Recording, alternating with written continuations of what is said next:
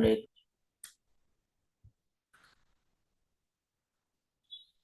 આવી ગયા છે બધા કે બાકી છે?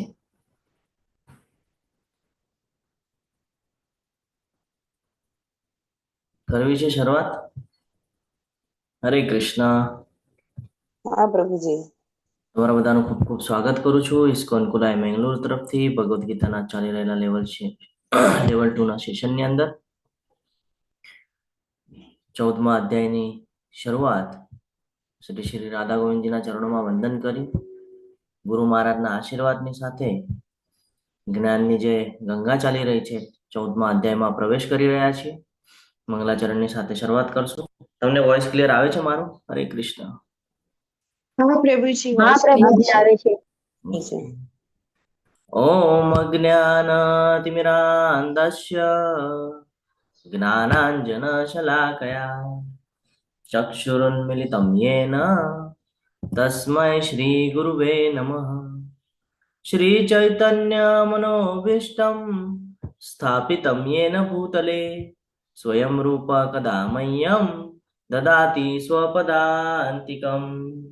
વંદેહમ શ્રીગુરુ શ્રીયુતપદકમલम् શ્રીગુરુन् વૈષ્ણવાંશ્ચ શ્રીરૂપં સાગ્રજાतं સગણ રઘુનાથાન્વિतं तं સજીવં સાદ્વૈतं સાવધૂतं પરિજન સહિतं શ્રી કૃષ્ણ ચૈતન્ય દેવમ શ્રી રાધાન કૃષ્ણપાદાન સગણ લલિતા શ્રી વિશાખાન્વિતંશ્ચ હે કૃષ્ણ કરુણા સિંધુ દીનબંધુ જગતપતે ગોપેશ ગોપિકા કાંત રાધાકાંત નમોસ્તુતે. તપ્ત કાંચન ગૌરાંગી શ્રી રાધે વૃંદાવનેશ્વરી વૃષભાનુસુતે દેવી પ્રણમામી હરિપ્રિયે. વાંછાકલ્પતરુભ્યશ્ચ કૃપા સિંધુભ્ય એવ ચ પતિતાનાં પાવનેભ્યો વૈષ્ણવેભ્યો નમો નમઃ. નમો ઓમ વિષ્ણુપાદાય કૃષ્ણપૃષ્ઠાય ભૂતલે શ્રીમતે ભક્તિવેદાંત સ્વામિન ઇતિ નામિને નમસ્તે સરસ્વતે દેવે ગૌરવાણી પ્રચારિણે નિર્વિશેષ શૂન્યવાદી પાશ્ચાત દેશ તારિણે. જય શ્રી કૃષ્ણ ચૈતન્ય પ્રભુ નિત્યાનંદ શ્રી અદ્વૈત ગદાધર શ્રીવાસાદિ ગૌર ભક્ત વૃંદ. હરે કૃષ્ણ કૃષ્ણ કૃષ્ણ હરે હરે હરે રામ રામ રામ હરે હરે. હરે કૃષ્ણ. ધન્યવાદ પ્રણામ. હરે દંડવત કૃષ્ણ પ્રણામ. પ્રભુજી, દંડવત પ્રણામ. હરે કૃષ્ણ પ્રભુજી દંડવત પ્રણામ. હરે કૃષ્ણ સર્વને દંડવત પ્રણામ. હરે કૃષ્ણ પ્રભુજી, દંડવત પ્રણામ. હરે કૃષ્ણ. તમને એવું થઈ ગયું છે પ્રભુજી ક્યાં વયા ગયા 2 દિવસથી? અરે એ રૂલ્સ છે કે વીકમાં 2 દિવસ ગેસ્ટ તરીકે બીજા ટીચર આવે, તો એટલા માટે 2 દિવસ આનંદપ્રદા માતાજી હતા. ખૂબ સરસ રીતે અધ્યાય 13નું જ્ઞાન એમના દ્વારા આપણે બધાએ સાંભળ્યું અને અર્જિત કર્યું હશે. તો હું આપ સર્વને વિનંતી કરું છું કે 13મા અધ્યાયની ઝાંખી થોડી ઘણી આપણે ચર્ચા કરીએ. બહુ મહત્વનું છે. સૌથી પહેલા તો આપણે વાત કરીએ 13મા અધ્યાયની. તો 13મો અધ્યાય આપણે 3 વિભાગ જોયા હતા. કયા 3 વિભાગ છે ભગવદ્ ગીતાના મુખ્ય, જેને 3 વિભાગમાં આપણે વહેંચણી કરેલી છે 6 અધ્યાયની? ધર્મયોગ, ભક્તિયોગ અને જ્ઞાનયોગ. હા, ખૂબ સરસ, હરી બોલ. તો આપણે 3જા વિભાગની અંદર પ્રવેશ કર્યો 13મા અધ્યાયમાં અને જ્ઞાન યોગની શરૂઆત થઈ ગઈ. કયું જ્ઞાન પ્રાપ્ત કરેલું આપણે 13મા અધ્યાયમાંથી? કોણ કે છે? હરે કૃષ્ણ. ક્ષેત્ર જ્ઞાન પ્રભુજી જ્ઞાનમાં. હજી શું ખબર પડે આપણને?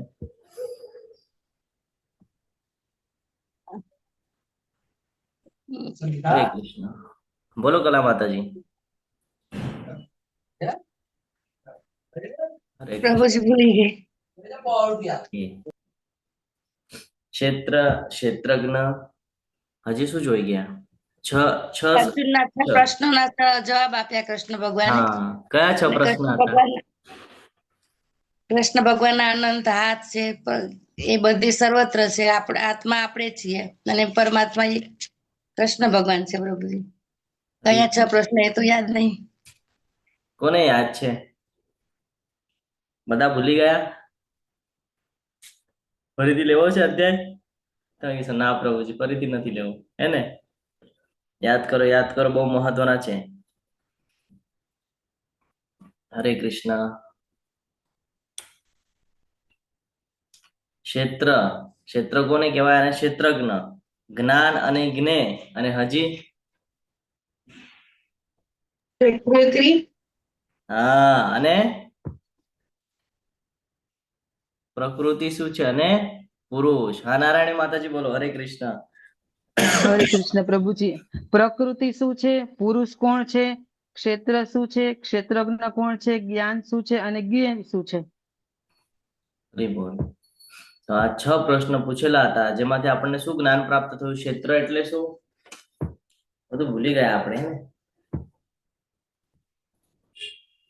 ક્ષેત્ર એટલે આ શરીર, અને ક્ષેત્રજ્ઞ એટલે શરીરને ચાલનાર આત્મા અને પરમાત્મા. પરમાત્મા. ક્ષેત્રજ્ઞમાં 2 આવે, એક આપણે અને એક પરમાત્મા. આત્મા અને બરાબર.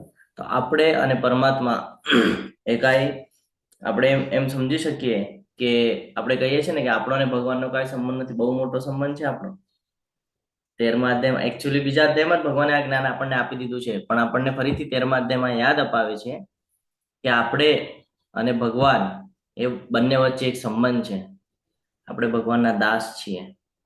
અને આ જે પંચતત્વોનું જે શરીર આપેલું છે, તમે 24 એલિમેન્ટ્સ જોઈ ગયા હશો, છે ને? 24 તત્વો, જે તત્વો દ્વારા આપણું આખું શરીર નિર્માણ થયેલું છે, જેની અંદર મન બુદ્ધિનો પણ સમાવેશ થાય છે. તો આ જે પંચતત્વોનું જે શરીર છે એ અહીંયા ભૌતિક જગતથી પ્રાપ્ત થયું છે આપણને, તો ભૌતિક જગતમાં જ વિલીન થઈ જવાનું છે. પરંતુ આત્મા બહુ ઇમ્પોર્ટન્ટ છે. અને આ જ જ્ઞાન અને જ્ઞેય એ જ સમજાવે છે આપણને કે આપણે કોણ છીએ, પ્રકૃતિ શું છે, ક્ષેત્ર કોને કહેવાય, ક્ષેત્રજ્ઞ કોને કહેવાય, અને આ બધું જાણનારને જ જ્ઞાન કહેવાય છે. આ જે મહત્વનું જ્ઞાન છે આ આપણને ભૌતિક જગતમાં પ્રાપ્ત થતું નથી. એની માટે આપણને આધ્યાત્મિક લેવલ ઉપર પ્રગતિ કરવી પડે છે, જ્યારે આપણને આ જ્ઞાન પ્રાપ્ત થાય છે. અને ભગવાને ખૂબ સરસ રીતે આપણને ભગવદ્ ગીતા દ્વારા આ બધું જ્ઞાન પ્રાપ્ત કરાવ્યું છે. ફરક એટલો છે કે અમુક લોકો એને માને છે, અમુક લોકો એને માની શકતા નથી. જ્યારે 13મા અધ્યાયની વાત કરે તો એમાં આપણને મહાવિષ્ણુ વિશેનું પણ જ્ઞાન પ્રાપ્ત થઈ જાય, કે જેમના દ્વારા આ સમગ્ર સૃષ્ટિ ચાલી રહી છે. સમગ્ર સૃષ્ટિને જે હલનચલન કરવાની જે ક્ષમતા પ્રાપ્ત થઈ છે, જો મહાવિષ્ણુ એટલે કે કર્ણોદક્ષ વિષ્ણુ જો આ નિર્માણ જ ન કરત તો આ બધું પોસિબલ હતું કે? હરે કૃષ્ણ. ના પ્રભુજી. ન હોત. બરાબર છે. તો ભગવાને આ બધું નિર્માણ કર્યું. આ બધી ભગવાનની વિભિન્ન શક્તિઓ છે, અને આપણે પુરુષ અવતાર તરીકે જોઈએ છીએ. અને મહત્તત્વની વાત આજે પણ આપણે આજના અધ્યાયમાં પણ એ જ્ઞાન પ્રાપ્ત કરવાના છીએ. આજનો અધ્યાય ખૂબ ઇમ્પોર્ટન્ટ છે. ખાલી ભક્તિ કરવાથી આપણી ઉન્નતિ નહીં થાય. તો આ 3 ગુણોને સમજી અને આ 3 ગુણોથી પર થવાની વાત ભગવાને કયા અધ્યાયમાં કરી હતી? હરે કૃષ્ણ. યાદ છે કયા અધ્યાયમાં ભગવાને કીધેલું હતું? 9મા અધ્યાયમાં. હા, હજી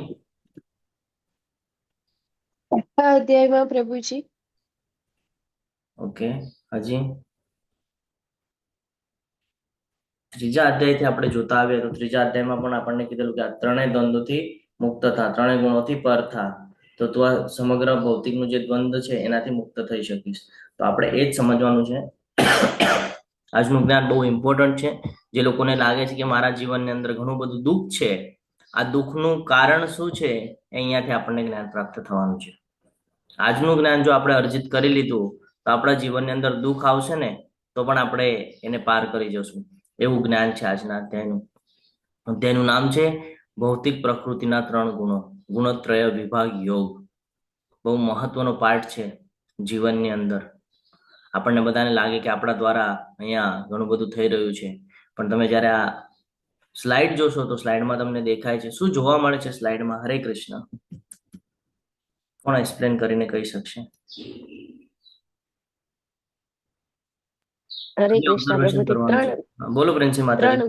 ત્રણ ગુણો છે પ્રભુજી, હમ, અને નીચે મનુષ્ય 3 ગુણો સાથે બંધાયેલો છે, હરિબોલ, સત્વગુણ, રજોગુણ અને તમોગુણ. હરિબોલ.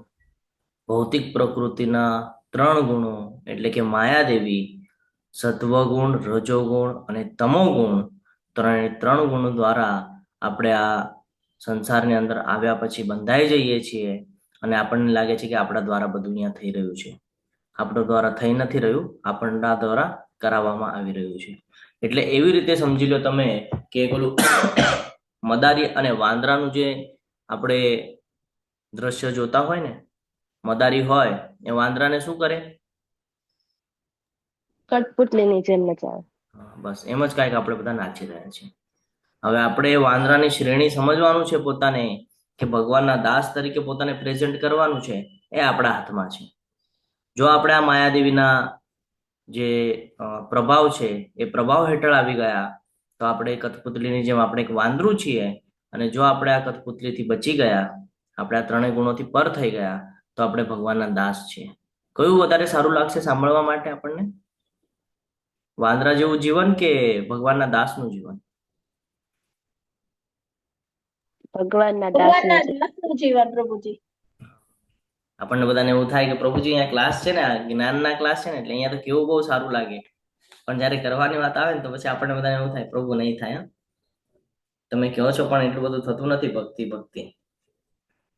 તો એ જ સમજવાનું છે કે વધારે ભક્તિ નથી થતી ને ચિંતા કરવાની આવશ્યકતા નથી. આ 3 ગુણોને બી સમજી ગયા ને તો પણ જીવનની અંદર ભક્તિ કેવી રીતે વધારવી એ જ્ઞાન પ્રાપ્ત થઈ જશે. બસ આ 3 ગુણોને સમજવાનું છે કે આ 3 ગુણો કરાવે શું છે આપણી આગળ, કેવી રીતે આપણને ફસાવે છે, કેવી રીતે આપણે આમાં ફસાઈએ છીએ, કેવી રીતે મોહિત થઈએ છીએ. બીજા અધ્યાયમાં ભગવાને 2 શ્લોક દ્વારા આપણને જ્ઞાન આપ્યું કે આપણે આપણું પતનની શરૂઆત કેવી રીતે કરીએ છીએ, કેવી રીતે શરૂઆત થાય આપણા પતનની. હરે કૃષ્ણ. તમે કહેશો પ્રભુ પાછલા અધ્યાયો પૂછોમાં કાંઈ યાદ નથી અમને, તમે ઠેઠ બીજા અધ્યાયમાં લઈ જાઓ છો. બધી ચીજમાં હું મારું અને હું જ બધું કરું છું એવું કરીએ. ઓકે, હજી કોણ કહેશે? બોલો રીતિ હરે માતાજી. કૃષ્ણ પ્રભુજી. હરે કૃષ્ણ પ્રભુજી. હમ એટલે દેહાત્મ ભાવમાં હોવું, એટલે કે હું છું એમ જ્યારે થાય કે હું આત્મા છું, શરીર નથી, ત્યારે છૂટી શકશું એમ. હરે કૃષ્ણ. હરે કૃષ્ણ. પ્રિન્સી માતાજી બોલો. હરે કૃષ્ણ પ્રભુજી. કામ એશ, ક્રોધ એશ, રજત ગુણ સમત્કવ, એ આવે ને? હરે બોલ. આપણે શરૂઆત ક્યાંથી થાય છે? ભોગ વિલાસની ઈચ્છા, વાસનાની ઈચ્છા, ત્યાંથી શરૂઆત થાય આપણી. જો તમને સમગ્ર જીવનની અંદર કોઈ વસ્તુ આકર્ષિત ન કરે ત્યારે સમજવાનું કે ભાઈ આપણે આ 3 ગુણોથી પર છે. ત્યાં સુધી આપણે આ 3 ગુણોથી પર છીએ નહીં. કોઈ પણ સિચ્યુએશન લેવા દો, જ્યારે આકર્ષિત ન કરે ત્યારે સમજવાનું છે. એટલે ઓલો શ્લોક યાદ રાખવાનો છે કે ધ્યાયતો વિષયાન પુંસો સંગસ્તે સુપજાયતે સંગાત સજાયતે કામ કામાત ક્રોધો વિજાયતે. ધ્યાયતે વિષયાન પુંસો, એકાદી વસ્તુ જોઈ ગયા પછી એનો વિચાર આવવો, એટલે તમે 3 ગુણમાં છો.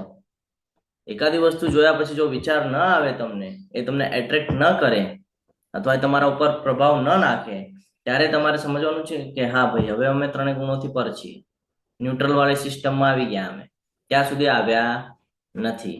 કઈ પણ બાબત હોય ભૌતિક પ્રકૃતિની અંદર, લીલા સમગ્ર બ્રહ્માંડની અંદર, જે તમે જોઈ ગયા પછી જો તમે મોહિત થઈ જશો, જો તમે એનું ચિંતન મનન કરશો, તો 100% તમે એના કર્મના બંધનમાં ફસાશો. તમે એની માટે કર્મ કરશો ને કર્મ કરશો એટલે બંધનમાં ફસાશો. તો આ જ બંધનને સમજવું અને આ બંધનમાંથી પોતાને મુક્ત કરવું, એનો જ અર્થ છે કે ભૌતિક જગતમાંથી મુક્તિ પ્રાપ્ત કરવી. કારણ કે 14 લોકનું જ્યારે આપણે વિશ્લેષણ સમજવાનો પ્રયત્ન કરીએ છીએ ગોલોક ચાર્ટમાં, તો આપણને જ્ઞાન પ્રાપ્ત થાય છે કે માયાદેવી આ 14 લોક ઉપર પ્રભાવ નાખે છે. ભૌતિક જગતની અંદર એન્ટ્રી થયા પછી તરત આપણે આમના સંપર્કમાં આવી જઈએ છીએ, અને નાના હોઈએ ત્યારથી તે મૃત્યુ પર્યંત, એટલે જ્યાં સુધી આપણે દેહનો ત્યાગ કરીએ છીએ ત્યાં સુધી જે કાંઈ પણ એક્ટિવિટી કરીએ છીએ, મોસ્ટલી બધા જ લોકો, ઇવન સાધુ સંતો પણ આની અંદર આવે છે. બધા જ લોકો આવે છે. ભાગ્યે જ કોઈ એકાદું એવું આપણને જોવા મળી શકે જે આ ત્રણેય ગુણોને પાર કરેલો હોય છે. સમજી રહ્યા છો? આ આપણને લાગે છે એટલું સિમ્પલ પણ નથી, પણ જો આને સમજી જઈએ તો આ સૌથી સિમ્પલ છે. જેમ ભગવાન કહે છે કે ભગવત પ્રાપ્તિ કરવી એ સિમ્પલ નથી, પરંતુ જો તમે અનન્ય ભક્તિ કરો અને તમે આ ત્રણ ગુણોથી પર થાવ તો તમને ભગવત પ્રાપ્તિ નિશ્ચિતપણે પ્રાપ્ત થશે. કરશો તો સિમ્પલ છે, નહીં કરો તો બહુ અઘરું છે. એવી રીતે અહીંયા સમજાવી રહ્યા છે. તો આપણે આ જ સમજવાનું છે. બહુ નાનો અધ્યાય છે, પણ સમજવા માટે બહુ જરૂરી છે. અને જો જીવનમાં ઉતારી દીધો તો આ સમગ્ર બ્રહ્માંડની અંદર કોઈ એવી શક્તિ નથી જે તમને વિચલિત કરી શકે, જો તમે આ ત્રણ ગુણને સમજી જાઓ તો. પાછલા અધ્યાયની વાત કરીએ તો 6 વિભાગ જોયા હતા આપણે, જેમાં અર્જુનજીએ 6 પ્રશ્નો પૂછ્યા હતા. પ્રકૃતિ એટલે શું, પુરુષ એટલે શું એટલે કે પુરુષોત્તમ, ક્ષેત્ર એટલે શું, ક્ષેત્રજ્ઞ એટલે શું, જ્ઞાનમ એટલે શું અને જ્ઞેયમ એટલે શું. એનો પછી જવાબ આપણને આપેલો હતો. ત્રીજા ચોથા અને પ્રવૃત્તિઓનું ક્ષેત્ર અને ક્ષેત્રના જાણકાર વિશે ભગવાન શ્રી કૃષ્ણ જવાબ આપે છે. પ્રશ્ન જે 5મો પૂછેલો છે એનો જવાબ આપણને આપે છે ભગવાન કે જ્ઞાન અને મુક્તિની પ્રક્રિયા. તો મુક્તિ ક્યારે પ્રાપ્ત થાય? મુક્તિ ત્યારે પ્રાપ્ત થાય જ્યારે યોગ્ય જ્ઞાન પ્રાપ્ત કરેલું હોય અને જ્ઞાનને જીવનમાં ઉતારેલું હોય તો મુક્તિ પ્રાપ્ત થાય. એ વગર મુક્તિ મળતી નથી. પ્રશ્ન 6 ની અંદર કૃષ્ણના વધુ જવાબો એટલે કે જ્ઞાનનો ઉદ્દેશ શું છે, શા માટે જ્ઞાન લેવું જોઈએ. 20 થી 26મા શ્લોકમાં આપણને પ્રશ્ન 1 અને 2 ના જવાબો પ્રાપ્ત થયા કે પ્રકૃતિ, પુરુષ અને તેમનો સંગ કેવી રીતે કરવામાં આવે છે. અને જ્ઞાન ચક્ષુષા 27 થી 35 ની અંદર જ્ઞાનની દ્રષ્ટિ, એના દ્વારા આપણને જ્ઞાન મળ્યું કે આપણે કેવું જીવન જીવી રહ્યા છે એ અહીંયાથી આપણને ખબર પડે જ્ઞાન લીધા પછી. અને આજે આપણે શરૂઆત કરી રહ્યા છે અધ્યાય 14, જે 3 જ વિભાગની અંદર વહેંચણી કરવામાં આવેલી છે. બહુ નાનો અધ્યાય છે પણ સમજવા માટે બહુ ઇમ્પોર્ટન્ટ છે. અને જો આટલું પણ જ્ઞાન આપણે જીવનમાં ઉતારી દઈએ છીએ તો આપણે બધા દ્વંદ્વોથી મુક્ત થઈ જઈએ છીએ. આપણને કોઈ એવી સિચ્યુએશનમાં મૂકી દેવામાં આવે તો પણ આપણે વિચલિત થતા નથી. કોઈ ગંભીર સિચ્યુએશનમાં મૂકી દેવામાં આવે, કોઈ ચિંતાવાળી, કોઈ તાણવાળી, અથવા તો કોઈ એવી કે જે અશક્ય છે એની અંદર પણ જો મૂકી દેવામાં આવે તો એમાં પણ મનુષ્ય વિચલિત થતો નથી. અને અત્યારે આપણે ભૌતિક જગતની અંદર જીવન વ્યતીત કરી રહ્યા છીએ તો આપણે કેટલા વિચલિત થઈએ છીએ એ આપણને પોતાને બધાને ખબર છે. કોઈ એમ કહી ન શકે કે પ્રભુજી મને કોઈ વિચલિત નથી કરી શકતો હતો તો મારા માઇન્ડ ઉપર બહુ કંટ્રોલ છે. કેટલાના માઇન્ડ ઉપર પોતાના કંટ્રોલ છે? હેન્ડ રેસ કરજો તો. 29 જણા છીએ અત્યારે આપણે, એકેયના નથી છે ને? નથી પ્રભુજી, નથી. હા, તો આ બહુ મહત્વનું છે કે ભગવાને 6થા અધ્યાયની અંદર જ આપણને જ્ઞાન આપ્યું કે ભાઈ મન જ આપણો મિત્ર છે ને મન જ આપણો શત્રુ છે. એ પછી પણ અત્યારે મન આપણા શત્રુની જેમ જ કાર્ય કરી રહ્યું છે, કારણ કે એ આપણા કંટ્રોલમાં નથી. એટલે કઈ આપણા મિત્ર તરીકે કાર્ય કરવાનું નથી, એ શત્રુ તરીકે જ કાર્ય કરવાનું છે. તો આપણે બધા અત્યારે પતનના માર્ગ ઉપર છીએ એમ આપણે સમજી શકીએ. ધીરે ધીરે આ જ્ઞાન અર્જિત કરીને આપણે પોતાને પતનથી બચાવવાનું છે, ઇન્દ્રિયોને સંયમિત કરવાની છે અને આ જ્ઞાન વડે આ 3 ગુણોથી પર થવાનું છે. તો પહેલા વિભાગની અંદર 1 થી 13 શ્લોક છે જેની અંદર આપણે જ્ઞાન પ્રાપ્ત કરશું કે ભૌતિક ગુણો દ્વારા આત્માનું બંધન. આપણે આજે બીજા અધ્યાયની અંદર જે જ્ઞાન પ્રાપ્ત કર્યું કે આત્મા શરીર નથી તો આત્મા છે, આ આત્માનું બંધન ભૌતિક ગુણો દ્વારા. સત્વ ગુણ પણ બાંધે છે, રજો ગુણ પણ બાંધે છે અને તમો ગુણ પણ બાંધે છે. 3 સાંકળીઓ તરીકે આપણે એને સંબોધન કરીએ છીએ. જ્યાં 3 સાંકળીઓ છે, એક સોનાની છે, એક ચાંદીની છે અને એક તાંબાની છે. એ પ્રમાણે આપણે એને ડિવાઇડેશન કરી શકીએ એક એક્ઝામ્પલના બેસ પર. પણ આ 3 સાંકળીઓ આપણને બાંધે છે. આગળ વધશું તો ખબર પડશે કે ગુણો દ્વારા બંધનનો પ્રભાવ કેવી રીતે થાય છે. ધીરે ધીરે આપણે એવા બધા કર્મ કરવા માંડીએ છીએ, આપણને પોતાને ખ્યાલ ન હોય કે આપણે શું કરી રહ્યા છીએ. અને ગુણોમાં કર્મો અને પછી મૃત્યુ. અંતિમ સમય આવી જાય, કર્મ કરતા રહીએ અને અંતિમ સમય આવી જાય. અંતિમ સમય આવે ત્યારે પછી આપણને ખબર પડે કે બહુ બધું કર્મ કરી નાખ્યા છે, હવે ભોગવવા ફરી પાછું જન્મ લઈને આવવું પડશે. એટલે ત્યારે પણ ડરવાનું. અત્યારે તો ડરીને જીવન જીવવાનું જ છે, અંતિમ સમયમાં પણ ડરવાનું છે ને. તો બસ આ જ બધાથી મુક્તિ પ્રાપ્ત કરવાની છે અને 3 ગુણોથી પર થવું જેને ગુણાતીત બનવું કહેવામાં આવે છે. 19 થી 27મા શ્લોકમાં આપણને જ્ઞાન પ્રાપ્ત થશે. તો આપણે આજે પ્રયત્ન કરશું કે 1 થી 13 શ્લોક લેવાનો અથવા તો 1 થી 15 થી 16 શ્લોક લેવાનો આપણે આજે પ્રયત્ન કરશું. શશી માતાજી અવેલેબલ છો આજે? હરે કૃષ્ણ. ઓકે, ઠીક છે. હરે કૃષ્ણ. હરે કૃષ્ણ. હા માતાજી, આજે આપણે લઈ લઈશું તમારું. હા, આજે કેવું છે? અધ્યાય નાનો છે તો ના, લેવા. હા હું થોડો વહેલો પૂરો કરીશ. આપણે લઈ લઈશું આજે. બહુ હા, મહત્વનું છે, કારણ એ બધી ચર્ચાઓ પણ બહુ મહત્વની છે. એકબીજાના અનુભવ એકબીજા સાથે શેર કરીએ હરે કૃષ્ણ તો ખબર પ્રભુજી. પડે. હરે હા. કૃષ્ણ. મેં અત્યારે કીધું કે કોઈ ચીજ જોઈએ તો મન નહીં થવું જોઈએ, પણ અમે તો એટલે કે ગર્લ્સ લેડીઝ છીએ, અમે મંદિરમાં જઈએ તો ભગવાનને જોઈને પણ મન થઈ જાય કે માતાજીએ કેવા મસ્ત સાડી પહેરી છે, કે કોઈનો શૃંગાર જોઈને, તો એના માટે કેવી રીતે કંટ્રોલ આવે એના ઉપર. એ જ શીખવાનું છે આજના અધ્યાયમાં. આજનો અધ્યાય જ એના ઉપર છે. જેમ છઠ્ઠા અધ્યાયની અંદર ભગવાન કહે છે ને કે ભાઈ મનનું બહુ મહત્વનું પોઈન્ટ છે જીવનની અંદર. મન જો હાથમાં રહેશે તો તમે જગ જીતી જશો, અને મન જો હાથમાંથી જશે તો જીતેલું જગ પણ તમે હારી જશો એક સેકન્ડની અંદર. તો એ જ આજના અધ્યાયમાં આપણે શીખવાના છીએ કે આપણાથી કઈ કઈ ભૂલો થાય છે. આપણે પ્રયત્ન કરશું મોસ્ટલી ભૌતિક જગતના પોઈન્ટ્સ એમાં ઉમેરવાની, અને એને સમજવાનો પ્રયત્ન કરશું કે કેવી રીતે આપણે ભૂલો કરીએ છીએ અને કઈ કઈ ભૂલો આપણે મુખ્યત્વે સુધારવી જોઈએ, જેનાથી આપણે આ ગુણોને સમજી શકાય. તો 3 ગુણો દ્વારા શુદ્ધ આત્માનું જે બંધન લાગે છે એનું વર્ણન અહીંયા હવે કરવામાં આવી રહ્યું છે. તમને ન સમજાય તો તમે હેન્ડ રેસ કરી શકો છો, ક્વેશ્ચન પૂછી શકો છો, પણ આ અધ્યાય બહુ મહત્વનું છે, જીવનની અંદર સમજવું બહુ ઇમ્પોર્ટન્ટ છે. કૃષ્ણના જ્ઞાનનું મહત્વ સમજાવે છે. પહેલો અને બીજો શ્લોક.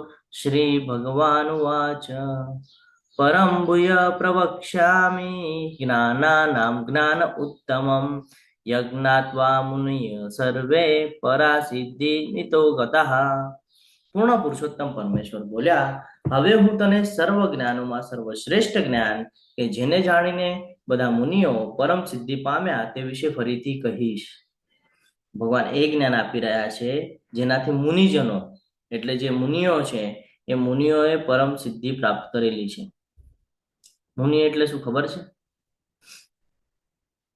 હરે કૃષ્ણ. ઋષિ પ્રભુજી. હા, ઋષિઓની વાત કરે છે. જે મુનિઓ છે ને એ મુનિઓએ પણ પરમ સિદ્ધિ પ્રાપ્ત કરી છે. પરમ સિદ્ધિ 14 લોકથી ઉપર ગયા છે લોકો, પરમ સિદ્ધિ પ્રાપ્ત કરે છે. તો એમને પ્રાપ્ત કરી છે, સેમ આપણી માટે પણ લાગુ થાય છે, કારણ કે આપણે પણ એ જ બ્રહ્માંડની અંદર છીએ જ્યાંથી એ લોકોએ સિદ્ધિ પ્રાપ્ત કરેલી છે. તો આપણે પણ એ પ્રાપ્ત કરી શકીએ છીએ. એ જ જ્ઞાન ભગવાન હવે અહીંયા આપે છે. આનાથી પહેલા ભગવાને 7મા અધ્યાયમાં અને 12મા અધ્યાયમાં આનું જ્ઞાન આપણને આપેલું છે. શું જ્ઞાન આપણને પ્રાપ્ત થયું 7મા અને 12મા અધ્યાયમાં? હરે કૃષ્ણ. ભગવાન કૃષ્ણ કોણ છે? હરે કૃષ્ણ. પૂર્ણ પુરુષોત્તમ ભગવાન. હા, એ જ્ઞાન આપણને પ્રાપ્ત થઈ ગયું છે, અને આપણે બધા ક્યાં જવાનું છે? ભગવાનના ધામમાં જવાનું છે. એ માટે આપણે પ્રયત્ન કરવાનો છે. તો સિદ્ધિ પ્રાપ્ત કરવી એને જ કહેવામાં આવે છે કે જન્મ મૃત્યુના ચક્કરમાંથી પોતાને બચાવવું. એટલે જ કે આ 14 જે લોક છે, આ 14 લોકથી ઉપર જવું. 9 પ્રકારના ઋષિઓ જેના દ્વારા આગાહી કરવામાં આવી હતી. શું આગાહી કરવામાં આવી હતી ખબર છે? 4થા અધ્યાયની અંદર ભગવાન કહે છે, તમારે કહેવાનું છે શું આગાહી કરવામાં આવી હતી. ત્યાં સુધી હું 9 ઋષિઓ વિશે ચર્ચા કરું છું. 9 પ્રકારના ઋષિઓ: કવિ, હવિ, અંતરિક્ષ, પ્રબુદ્ધ, પિલ્પલાયન, અવિરહોત્ર, દ્રાવિડ એટલે કે ધ્રુમિલ, ચામસા, કરભજન. આ બધા ઋષિઓ બહુ મહાન ઋષિઓ હતા, અને આ બધા ઋષિઓ દ્વારા આગાહી કરવામાં આવી હતી કે ચૈતન્ય મહાપ્રભુ તરીકે ભગવાન સ્વયં આવશે. શું કામ આવે છે? 4થા અધ્યાયની અંદર ભગવાને કીધું છે. શું કામ આવે છે ભગવાન? હરે કૃષ્ણ. હરિનામ સંકીર્તન કરવા, ફેલાવા અને રાધા રાણીનો ભાવ લઈને આવે છે. હા, પણ 4થા અધ્યાયની અંદર ભગવાન કહે છે ને કે મારે શું કામ આવવું પડે છે? મૂર્ખ લોકો તો મારો ઉપવાસ કરે છે, એ લોકો સમજી નથી શકતા. ધર્મની રક્ષા કરવા અને ભક્તોને આનંદ આપવા. હા, ભક્તોનો ઉદ્ધાર કરવા આવે છે, ભક્તો સાથે લીલા કરે છે, ભક્તો સાથે રહે છે, અલગ અલગ પ્રકારે લીલાઓ કરે અને ભક્તોને ખુશ આનંદ અપાવે, અને ભક્તો આનંદમાં આવી ને ભગવાનની અનન્ય ભક્તિ કરે, જેનાથી એનો ઉદ્ધાર થાય છે. અને અધર્મ જ્યારે વધી જાય છે ત્યારે ભગવાનને આવવું પડે છે ધર્મની સ્થાપના કરવા માટે.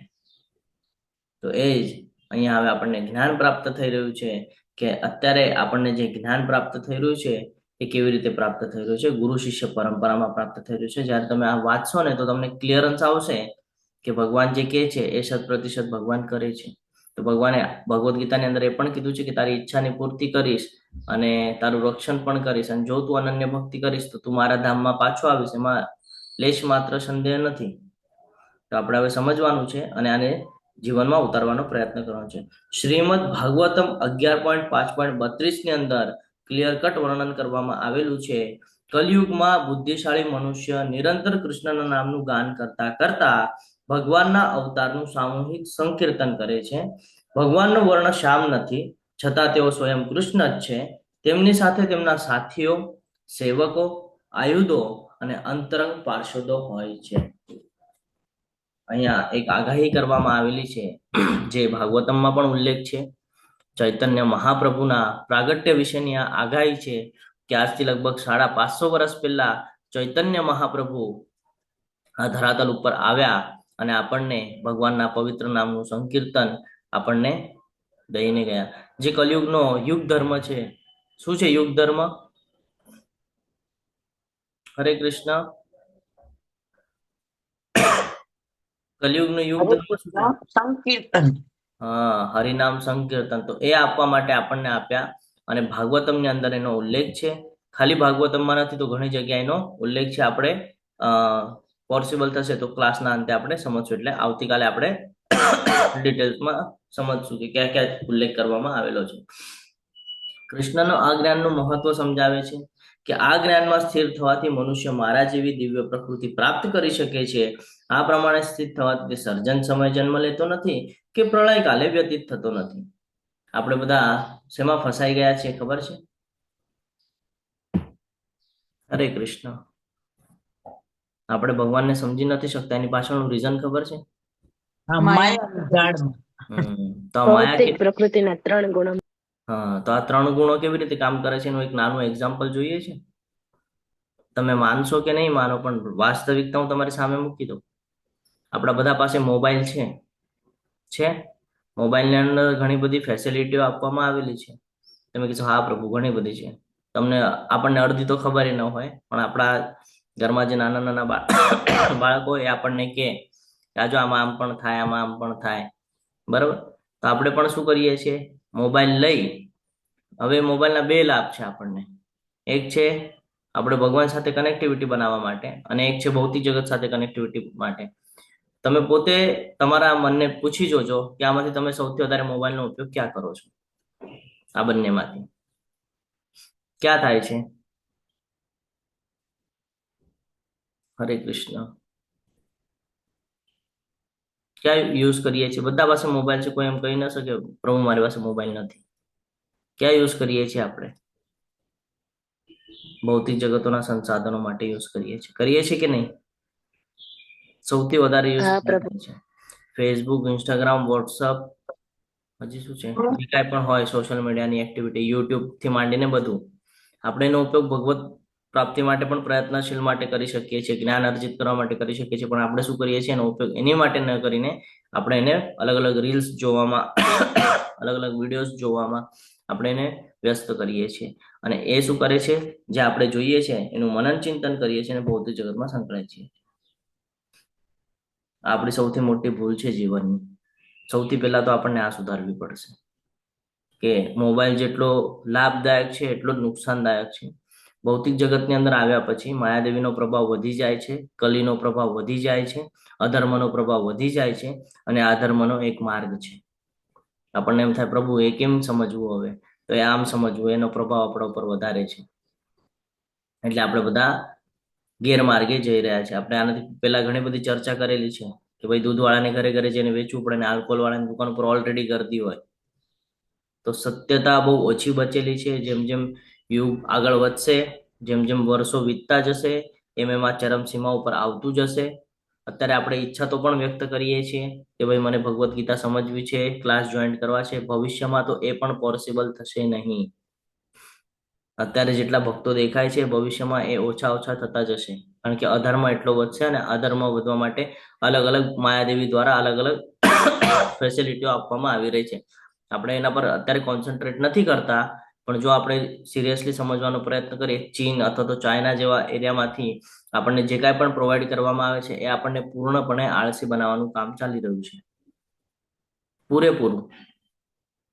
પહેલા તમે જોશો જૂના જમાનામાં તો તમારા માતા, તમારા દાદી, દાદા આ લોકોને જોશો તો એ લોકો એટલું પોતાને કસતા, એટલું શારીરિક શ્રમ લેતા કે જેનાથી લોકોને કોઈ બીમારી લાગુ થતી કે જલ્દી ન થતા, બીમાર ન પડતા. એ લોકોની જે જર્ની છે બહુ લાંબી લાંબી જર્ની હતી. 80, 90, 95, કોક તો 100 પણ પાર કરી ગયા હતા. સમજી રહ્યા છો? અત્યારે જલ્દી જવાની પાછળનું રીઝન જ આ છે કે આપણને બહુ બધા સંસાધનો મળેલા છે, એના ભોગ ભોગવવાની પાછળ આપણે વ્યસ્ત છીએ. કોઈ પ્રકારનું શાસ્ત્રોનું જ્ઞાન નથી લેતા, કોઈ પ્રકારે આપણે ભગવાનની ભક્તિ નથી કરતા, અને એના લીધે આપણે આ મોહ માયામાં ફસાયેલા છીએ. તમે માનો અથવા ન માનો, આ વાસ્તવિક સત્ય છે. એટલે આના ઉપર બહુ ગંભીરતાથી વિચાર કરવા જેવું છે કે આપણે આપણો માર્ગ બદલવો બહુ જરૂરી છે. કલિયુગનો યુગ ધર્મ છે, હરિનામ સંકીર્તન, અને ચૈતન્ય મહાપ્રભુ આવીને આપણને આ ઉપદેશ આપી ગયા છે કે તમે બાકીના યુગોના કમ્પેરમાં જો કલિયુગનું કમ્પેર કરશો તો કલિયુગ દોષોયુક્ત છે, દોષોથી પૂર્ણપણે ભરેલો છે, પણ એમાં એક જ સારો ગુણ છે. એ જ સારો ગુણ આપણે લેવાનો છે કે ભગવાનના પવિત્ર નામનો જપ કરી અને આપણે આ જે ત્રણેય ગુણ છે, આ ત્રણેય ગુણોને પાર કરી અને પોતાનું જીવન બચાવી શકવાનું છે. એ જ જ્ઞાન અહીંયા આપી રહ્યા છે ભગવાન આપણને કે આ જ્ઞાનમાં સ્થિર થવાથી મનુષ્ય મારા જેવી દિવ્ય પ્રકૃતિ પ્રાપ્ત કરી શકે છે. આ પ્રમાણે સ્થિત થવાથી તે સર્જન સમયે જન્મ લેતો નથી કે પ્રળય કાળે વ્યતીત થતો નથી. એને કોઈ ચિંતા હોતી નથી. એને ખબર છે કે ભાઈ મારે ભગવાનનું સાનિધ્ય ગ્રહણ કરવાનું છે. અને જ્યારે ભગવાનના સાનિધ્યમાં અહીં આવે છે તો આ બધો ઉપભોગ એ ભોગવે છે. નથી ભોગવતો એવું નથી, બધા ઉપભોગ ભોગવે છે. પણ આપણા ઉપર છે કે આપણે એને કેવી રીતે કહીએ ને કે વાટચાલ આપી રહ્યા છે, એને કેવી રીતે આપણે સમજી રહ્યા છે, જીવનમાં કેવી રીતે આપણે એનો ઉપયોગ કરી રહ્યા છે, કેવી રીતે જીવન વ્યતીત કરી રહ્યા છે, એના ઉપર બધું ડિપેન્ડ કરે છે. અને આ ત્રણ ગુણ બહુ મોટું જીવન પરિવર્તનનો માર્ગ છે. બરાબર? આ જ્ઞાનનો પરિચય અને મહિમા શું કામ આપણને કહેવામાં આવેલો છે? શું કામ 14મા અધ્યાયમાં આપણને ભૌતિક પ્રકૃતિના 3 ગુણોનું જ્ઞાન આપ્યું? કોણ કહે છે? હરે કૃષ્ણ. શું કામ એવું લાગ્યું કે ભાઈ આ જ્ઞાન આપવું જરૂરી છે? ભક્તિ માર્ગ તો પહેલા જ કહી દીધો ભગવાને આપણને, તો પછી શું કામ અહીંયા આપણને જ્ઞાન આપી રહ્યા છે? નથી ખબર? હરે કૃષ્ણ. ભગવાન કે છે અનન્ય ભક્તિથી પણ તું મને પ્રાપ્ત કરી શકે છે ને, તો પણ પછી આ જ્ઞાન આપવાનો હેતુ શું? ભગવાન શું કામ જ્ઞાન આપી રહ્યા છે? હા બોલો શશી માતાજી. હરે કૃષ્ણ. હા, હરે કૃષ્ણ. તમોગુણી વ્યક્તિ આપણે અમુક ખોટા રસ્તે જઈ રહ્યા હોય, તમોગુણી હોઈએ તો એમાંથી આ જ્ઞાન મળ્યું હોય તો આપણે એના ઉપરથી રજોમાંથી પછી સતોગુણી તરફ જઈ શકીએ, એટલે આ જ્ઞાન આપ્યું છે. હરે કૃષ્ણ. હરે કૃષ્ણ. બહુ સિરિયસલી ગંભીરતાથી આપણે વિચાર કરવા જેવી બાબતો છે આ બધી, કે આપણે બધા પણ ભગવાનના શરણમાં છીએ, ભગવાનનું નામ લઈએ છીએ, સવારે ઉઠીને મંગળા આરતીમાં જોડાઈએ છીએ, જપા સેશનમાં જોડાઈએ છીએ, ક્લાસમાં જોડાઈએ છીએ, બધું એક્સેપ્ટેડ છે. પરંતુ આપણે એને જેટલું કરીએ છીએ એના પ્રમાણમાં આપણે લાભ લઈએ છીએ કે ના? રિઝલ્ટ નથી મળતું. શું કામ? કારણ કે આપણું ચિંતન, આપણું મનન, આપણા કાર્યો ભૌતિક જગત સાથે ખૂબ ગાઢ રીતે સંકળાયેલા છે. આપણે એમાંથી બહાર જ નીકળી શકતા નથી. જ્યારે કે ભગવાને પાછલા અધ્યાયની અંદર એ પણ જ્ઞાન આપ્યું કે ઘર માટે ચિંતા કરવાની નથી, તે પછી પણ આપણને ચિંતા હોય છે. જીવન જીવતા વખતે આપણે ચિંતા કરવાની નથી કે ભાઈ મને ખાવા મળશે કે નહીં મળે. ભગવાને જન્મ આપ્યો છે તો આપણે ઉદાહરણ લીધેલું હતું કે પશુઓને સમયે સમયે બધું પ્રોવાઈડ થઈ જાય છે, તો આપણને પણ થઈ જશે. તે પછી પણ આપણું જે મન છે એ એટલું બધું વિચલિત છે, એટલું બધું ડાયવર્ટ છે કે કન્ટિન્યુઅસ ભૌતિક જગતના સંસાધનો પ્રત્યે વિચાર વિનિમય કરે છે. એટલે જ આ પ્રકૃતિના 3 ગુણોને સમજવા માટે અહીંયા મૂકવામાં આવેલા છે કે આને સમજી અને તમે જીવનની અંદર પોતાનો ઉદ્ધાર કરી શકો છો. કૃષ્ણ જેવી મુક્તિ અને ગુણાતીત પ્રકૃતિ પ્રાપ્ત કરવી એ બહુ મહત્વનો પાઠ છે, જેને જાણીને તમામ ઋષિઓએ પરમ પૂર્ણતા પ્રાપ્ત કરી છે. ઘણા બધા ઋષિઓ હતા.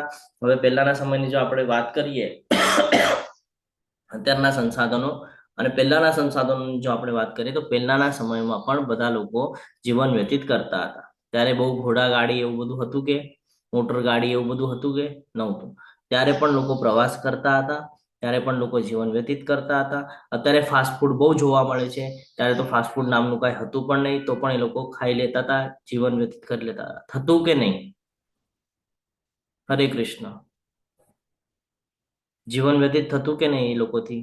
આપણા પૂર્વજોની આપણે જો વાત કરીએ તો સંસાધનો પણ બહુ ઓછા હતા, તો એમણે પણ જીવન વ્યતીત કરેલું છે. આપણે એટલા બધા મિક્સઅપ થઈ ગયા છે, એટલા બધા મિક્સઅપ થઈ ગયા છે ને કે આપણને ફાસ્ટ ફૂડ વગર ચાલતું જ નથી. ઘણા તો એવા પણ આપણને ઉદાહરણો જોવા મળે છે કે ઘરનું ખાવાનું ઓછું ને બહારનું જ વધારે ખાવા મળે છે. ઘરનું ભાવતું પણ નથી અને ઘરનું ખાતા પણ નથી, એવા પણ દાખલાઓ આપણે જોયેલા છે. જ્યારે કે હરે કૃષ્ણ. રવિવારે તો બાર જ હોય, લગભગ ફેમિલી બાર જ જોવા મળે. આ ફાસ્ટ ફૂડ નું વર્ચસ્વ એટલું વધી ગયું છે. હરે કૃષ્ણ. અને આનો ધીરે ધીરે અસર કેવી રીતે થાય ને એ જ આપણે સમજવાનું છે. કેવી રીતે અસર થાય છે હું 2 મિનિટમાં તમને સમજાવી દઉં તો તમને ક્લિયરન્સ આવી જશે. આપણે શું કરીએ છીએ, બહારે જઈએ છીએ અને બહારે જઈને ફાસ્ટ ફૂડ ખાઈએ છીએ, બધા ખાય છે. આજ પછી કોઈ દિવસે બહારે જાઓ ને તો એકવાર હોટલનો ચક્કર મારી આવજો, અંદરથી કિચનમાં એમને રિક્વેસ્ટ કરવાની કે મને એકવાર કિચનમાં જોવા જવું છે કે કેવું વ્યવસ્થા છે. તમે અંદર જશો ને તો તમને ખબર પડશે કે અંદર જે બનાવવામાં આવતી જે સાધન સામગ્રી છે, ઇન્સ્ટન્ટ તમને 10-15 મિનિટમાં ક્યાંથી કોઈ પણ આઈટમ બનાવીને આપી દેવામાં આવે છે. વિચાર હરે કરો. કૃષ્ણ પ્રભુજી, કિચનમાં તો નો એન્ટ્રી લખેલું હોય છે. શું કામ નો એન્ટ્રી લખેલું હોય તો કયો? હવે ઈ તો આઈડિયા નથી કે આ ગ્રેવી ને બધું કરીને રાખેલું જ હોય તો જ ફાસ્ટ ડિલિવરી આપી શકે. અધરવાઇઝ આપણે જયારે ઘરે કરવા બેસીએ તો 2-3 કલાક નીકળી જાય. નીલા માતાજી બોલો. હરે કૃષ્ણ. પ્રભુજી, મારા બ્રધર ને હોટલ છે તો એના રસોઈયા પણ ત્યાંનું નથી ખાતા, અને મારા બ્રધર છે એ પણ ઘરેથી રોટલી અને શાક બનાવીને લઈને જાય છે. હરી બોલ. તો આ સમજવું જરૂરી છે. હું શું કામ આ વિષય ઉપર આવ્યો એની પાછળનું રીઝન હું તમને સમજાવું. કે તમે કહો છો ને કે પ્રભુ રિઝલ્ટ નથી મળતું, એની પાછળના નાના નાના પોઈન્ટ છે કે રિઝલ્ટ આપણને નથી મળતું કારણ કે આપણે બહાર જઈને ફાસ્ટ ફૂડ ને બધું ખાઈએ છીએ, એટલા માટે રિઝલ્ટ નથી મળતું. હવે તમે કહેશો પ્રભુ ખાવાનો ને આનો શું સંબંધ? બહુ મોટો સંબંધ છે, બહુ મોટો. જ્યારે આપણે કોઈ પણ વસ્તુ બનાવીએ, જ્યારે બનાવીએ છીએ તો આપણે મગજમાં કંઈક ને કંઈક વિચારો રાખીને બનાવીએ છીએ. આનું ઉત્તમ ઉદાહરણ તમને જોઈતું હોય તો તમે ભગવાનના વિચાર સાથે ભગવાનની માટે ભોગ બનાવો, રસોઈ બનાવો, ભગવાનને અર્પણ કરો અને પછી ખાઓ. મહિનાભર એવું ચાલુ રાખો. તમારા બુદ્ધિ ઉપર શું અસર થાય છે ને તમે પોતે વિચાર કરજો, તમને ખબર પડી જશે. હા, મને શાંતિની અનુભૂતિ થાય છે, મને હવે વધારે ચિંતા નથી જણાતી, મને તાણ પ્રેશર નથી આવી રહ્યું. આ બધું તમને જણાશે. અને જે બહાર ફાસ્ટ ફૂડ ખાય છે ને એ લોકોને તમે ચર્ચા કરીને જો, તમને સમજાશે શું ફરક છે. આપણે જે બોલીએ છીએ, આપણે જે વિચાર કરીએ છીએ અને જે કૃતિ કરીએ છીએ એ બધાનું એકબીજા સાથે અટેચમેન્ટ છે, બહુ મોટું અટેચમેન્ટ છે. બારે જે ફાસ્ટ ફૂડ બનાવવામાં આવે છે એ લોકોના વિચારો અલગ ચાલતા હોય છે, એ લોકોને કન્ટિન્યુઅસ પૈસા સાથે લેવા દેવા હોય, વધારેમાં વધારે ફાસ્ટમાં કામ કરવું હોય અને જે લોકો મહેનતથી કામ કરી રહ્યા છે એ લોકોની ઈચ્છા હોય કે ભાઈ અમને સહેલાઈથી કયું કામ કરવા મળે છે, શોર્ટકટ કી બધા અપનાવી રહ્યા છે. આ જ શોર્ટકટ કીના લીધે એ જે વસ્તુ બનાવવામાં આવે છે એમાં બધું શોર્ટકટના વિચારો જાય છે. એ શોર્ટકટના વિચારો આપણા જીવનની અંદર આવે છે કારણ કે આપણે ખાઈએ છીએ. આપણા વિચારો પણ બધા શોર્ટકટના છે, પછી આપણે પણ બધું શોર્ટકટ કરી રહ્યા છીએ. એટલે કોઈ દિવસે જીવનની અંદર આપણને સફળતા પ્રાપ્ત થતી નથી. એટલે તમે જુઓ, જ્યારે 16 માળા કરવા બેસાડે, ઘણા બધા લોકો દીક્ષિત હશે અહીંયા, 16 માળા કરવા બેસાડે, ઇન્સ્ટન્ટ કોઈ બેસી શકે છે કે 16 માળા કરવા? હેન્ડ રેસ કરજો. માળા કરવા બેસાડે, કન્ટિન્યુ 16 માળા 2 કલાક સુધી બેસીને કોઈ કરી શકે છે? એક જ હેન્ડ રેસ છે, જીગીશા માતાજી. રિઝલ્ટ કેમ નથી મળતું એની પાછળનું મિનિંગ જ આ છે કે આપણી જે દિનચર્યા છે ને એને જો આપણે ધ્યાનથી જોવાનો પ્રયત્ન કરશું ને તો આપણને ક્લિયરન્સ આવશે કે શું કામ પ્રોબ્લેમ આવે છે. એટલા માટે આ બધું સમજવું બહુ જરૂરી છે. અને જેવા વિચારો રાખીએ છીએ એ વિચારો એ ભોગની અંદર જાય છે, એટલે કે જે આપણે બારે ફાસ્ટ ફૂડ ખાઈએ છીએ એની અંદર જાય છે, અને એ જ વિચારોની સાથે આપણે ઘરે આવીએ છીએ એટલે આપણા વિચારો હંમેશા નેગેટિવ, હંમેશા ભૌતિક જગત સાથે સંકળાયેલા અને હંમેશા ચીડચીડા જેવા હોય છે. એટલે આપણે જોઈએ કે એકબીજા સાથે ચર્ચા કરતા વખતે જ્યારે આપણે કોકના વિશે થોડુંક પણ કંઈક સાંભળી જઈએ કે બોલી જઈએ તરત આપણે એના પર ડિસ્કશન ચાલુ કરી દઈએ છીએ. જ્યારે જે ભક્ત હોય એ આવી જગ્યા ઉપર ઉપસ્થિત જ રહેતો નથી. એ કહે છે ભાઈ આનાથી હું કંઈક કર્મના બંધનમાં આવીશ, મારાથી કોઈકની માટે કંઈક બોલાઈ જશે, એની કરતા મારે એમાં ફસાવું નથી, હું ભલો ને મારા ભગવાન ભલો. બહુ મહત્વના છે નાના નાના પોઈન્ટ. કે આ 3 ગુણો ક્યાંથી આપણા ઉપર અસર કરે છે ને એ આપણને પણ ખબર નથી.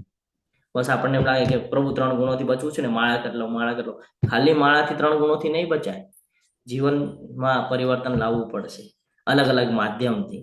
કારણ માયાદેવી ક્યાંથી તમારા ઉપર એટેક કરશે તમને પણ નથી ખબર. ઘણા લોકો તમે એવા પણ જોયા છે જે ભક્તિ માર્ગ ઉપર છે, ઓલરેડી દીક્ષા લીધેલી છે, ભક્તિ માર્ગ ઉપર છે, એમાંથી નીકળી ગયા છે. દીક્ષા ગ્રહણ કરેલી છે અને એમાંથી નીકળી ગયા છે, એવા પણ મેં ભક્તો જોયા છે લાઈવ. રીઝન ભૌતિક જગત. એવા લોકોમાં બેસવું, એવા લોકો સાથે ચર્ચા વિચારણા કરવી, એવા લોકો સાથે ભોજન ગ્રહણ કરવું, હોટેલ્સમાં જવું, ત્યાં જમવું, આ એની પાછળનું મૂળ કારણ છે. આ જ્યારે અમે સ્ટડી કરી ત્યારે અમને ખબર પડી કે હા, ખાવાનો પણ બહુ મોટો પાર્ટ છે આની અંદર. કે જેવી રીતે ફાસ્ટ ફૂડ ખાય છે એ પ્રકારના વિચાર આવે છે ને એ પ્રકારના વિચાર અનુસાર આગળનું જીવન આપણે એ પ્રમાણે ડાયવર્ટ કરીએ છીએ અને પછી કહે છે સફળતા નથી મળતી. રીઝન આ છે, સફળતા નથી મળતી. ભગવાન હવે એ જ સમજાવે છે કે આપણો આ પ્રકૃતિ સાથેનો સંબંધ કેવી રીતે છે. આપણને એમ લાગે કે ભાઈ આપણે આ પ્રકૃતિના અંદર જન્મ લઈને આવીએ છીએ, પણ એ જન્મ થાય છે કેવી રીતે એ આપણે જાણતા નથી. તો ભગવાન, પ્રભુજી, હા બોલો માતાજી. હરે કૃષ્ણ. અત્યારે હરે કૃષ્ણ, અત્યારે યુવા વર્ગ ઘણા હેલ્ધી ડાયટ બી ખાય છે, ઓલા શું કહેવાય, બોડી બનાવવા માટે. એટલે હવે એ જંક ફૂડ થોડો ઓછો કરીને હેલ્ધી ફૂડ ખાય છે. તો પણ તોય એટલે સાત્વિક તો ખાય છે, પણ એનામાં હજુ ફરક પેલું આવતું નથી. પણ એનું ધ્યેય અલગ હોય છે કે બોડી બનાવવા માટે. ડાયટિંગ કરે છે ને, ઘણા ડાયટિંગ માટે ખાતા હોય પણ સાત્વિક નથી હોતું. એવું એનું પણ બહુ વિસ્તૃતલી વર્ણન છે આપણા શાસ્ત્રોની અંદર કે શરીરને જો તમારે કંટ્રોલમાં રાખવું હોય અથવા તો શરીરને તમારે હષ્ટપુષ્ટ રાખવું હોય તો ખાલી ખાવાનો જ પાર્ટ નથી આવતો એમાં. એટલે ખાલી ખાઈને જ તમારું શરીર ન બને. તમારું શરીર બનાવવા માટે બીજી બધી બાબતો પણ છે. સવારે જો તમે રેગ્યુલરલી જલ્દી ઉઠતા હો તો પણ તમારા શરીર ઉપર અસર કરે છે. ખાવાનો પાર્ટ તો આવે જ છે કે થોડું ઘણું ખાવા ઉપર ડિપેન્ડ કરે છે. એ પછી તમે જે પ્રકારનું હલનચલન કરો છો, તમે તમારા શરીરને કેટલું પરિશ્રમ આપો છો એના ઉપર પણ ડિપેન્ડ છે. ઘણા લોકો જીમમાં જઈને હાથ પગ ચલાવતા હોય છે. એ જ હાથ પગ જો તમે ભગવાનની સેવામાં ચલાવો તો સેમ થવાનું છે. કાંઈ ફરક છે કે?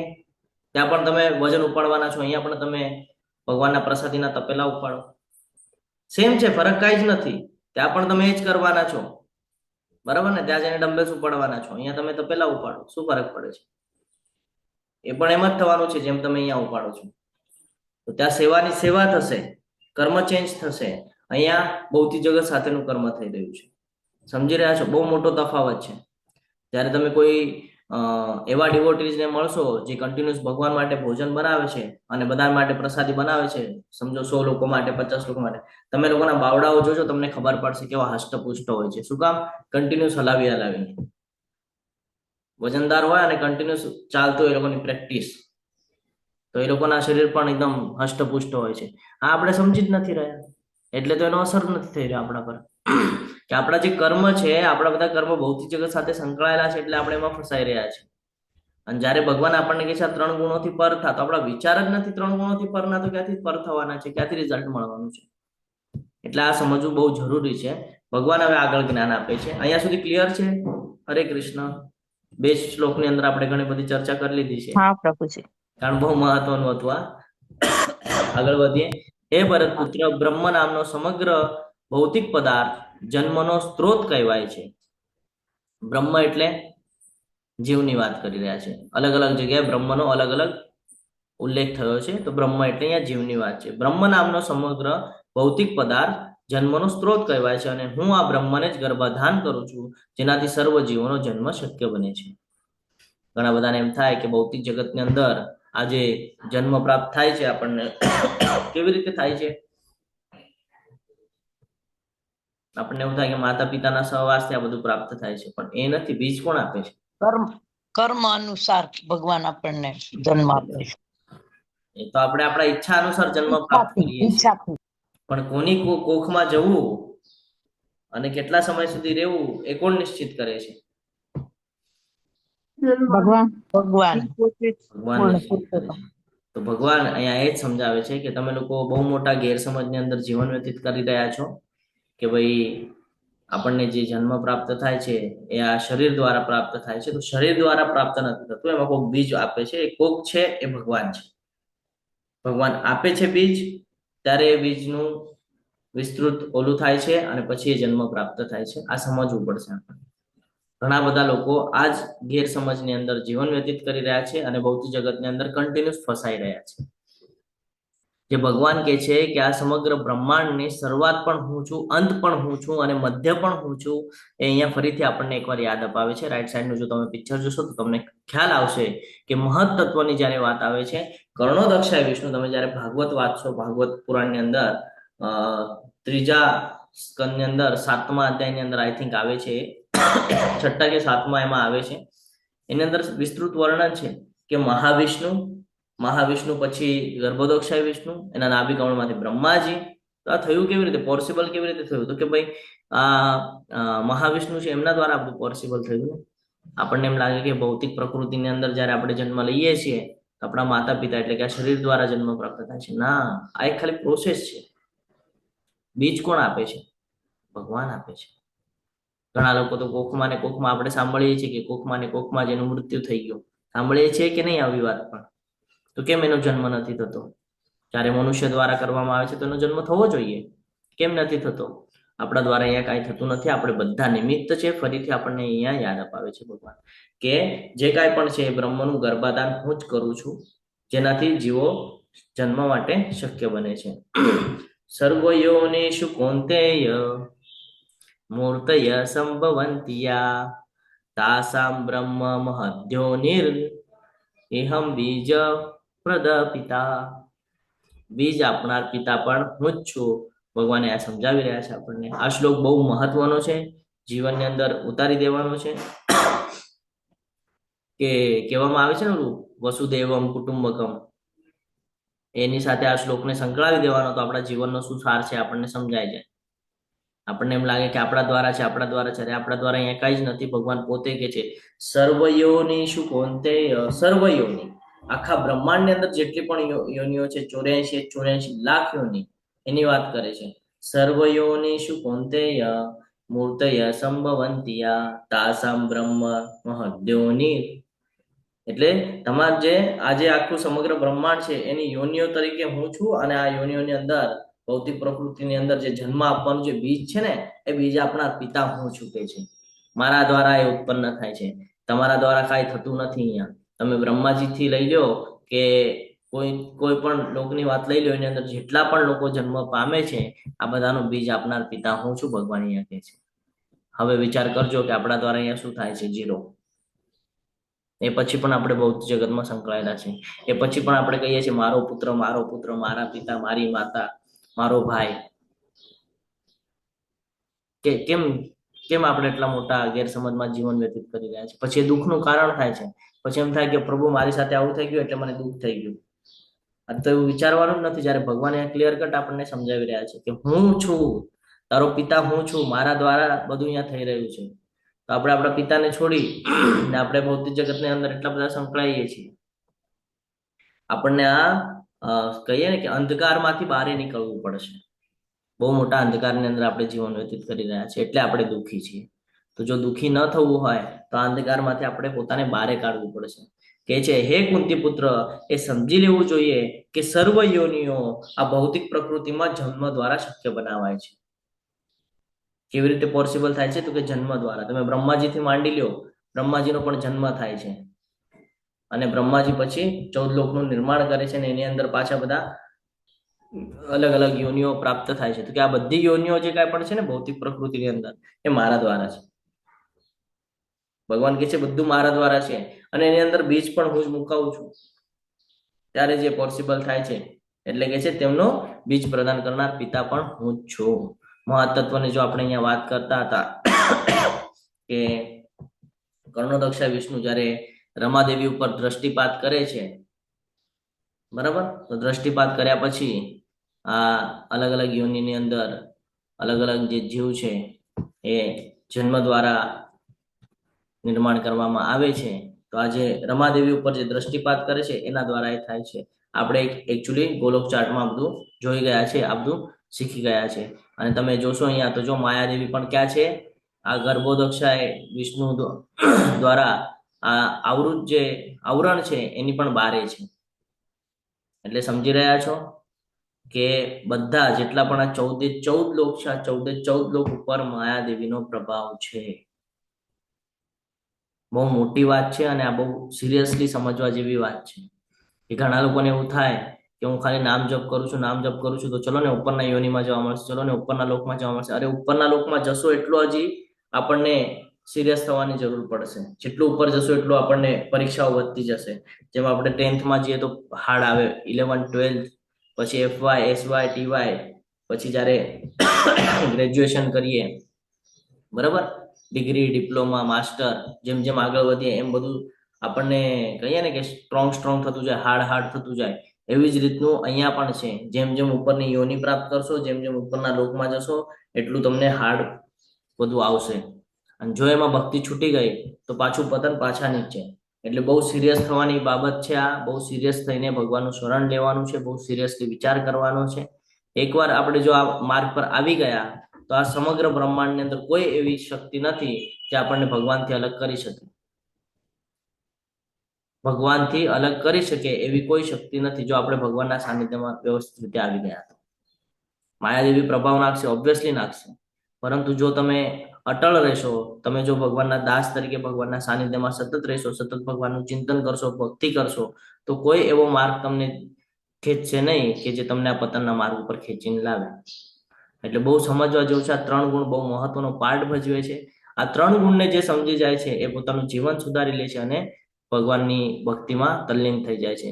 કેવી રીતે આત્મા ભૌતિક જગતમાં આવે છે અને ભૌતિક પ્રકૃતિના ગુણોને સ્થાપિત કરવામાં આવે છે એનું જ્ઞાન આપણને આ ગોલોક ચાર્ટ દ્વારા આપવામાં આવેલું છે.